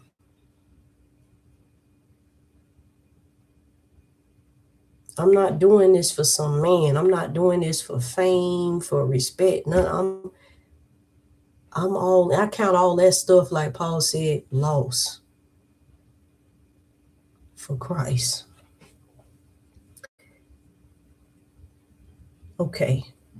Last place, Deuteronomy chapter 14, verses 20 through 22 through 26.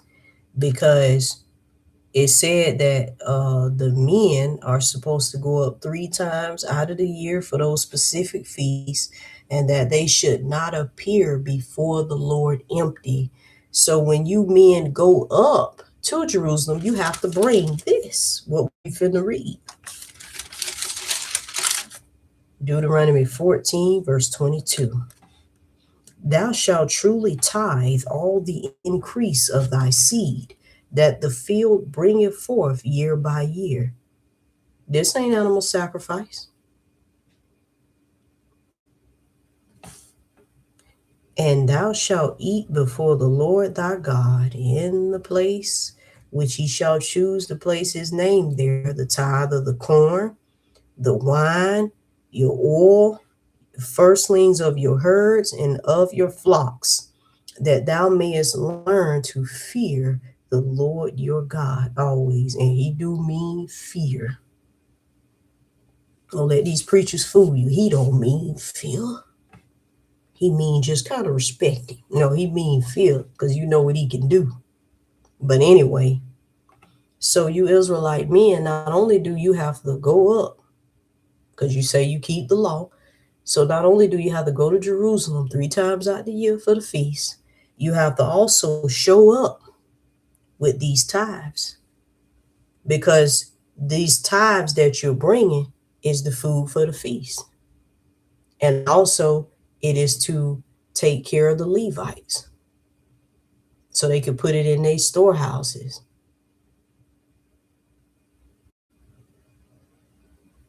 You got to bring this animal sacrifice. This got to get done.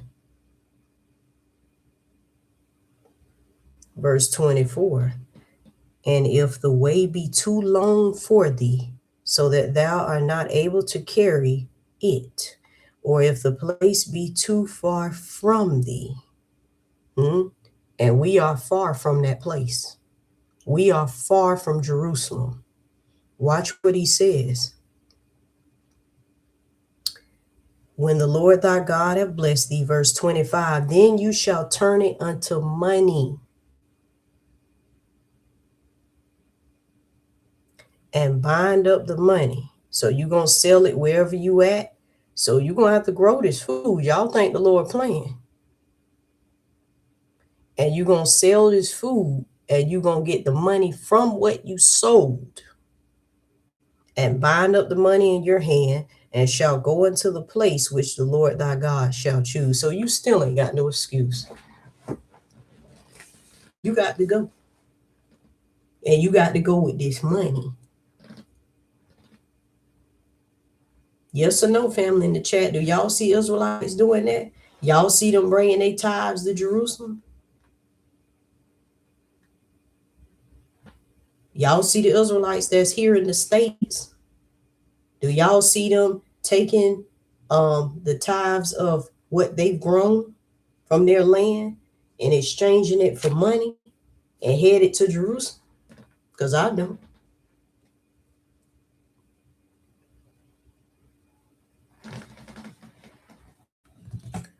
Verse 26, and thou shalt bestow that money for whatsoever thy soul lusteth after. So you're going to use it to buy what? For oxen or for sheep or for wine or for strong drink, food for the feast. Or for whatsoever thy soul desireth, and thou shalt eat there before the Lord thy God, and thou shalt rejoice, thou and thine household. And you got a lot of camps, they enjoy breaking down this law about tithes to try to show the Christian pastors that tithing is not just about money. They love boasting about it. Yeah, see the tithe, see. So really the pastor's supposed to be taking up corn, wine, oil. Well, I want to know why you are not taking up tithes and going to Jerusalem. So you and the pastor in the same boat. The pastor on one side of the boat and you on another side, but y'all on the same boat. And it's got a hole in it.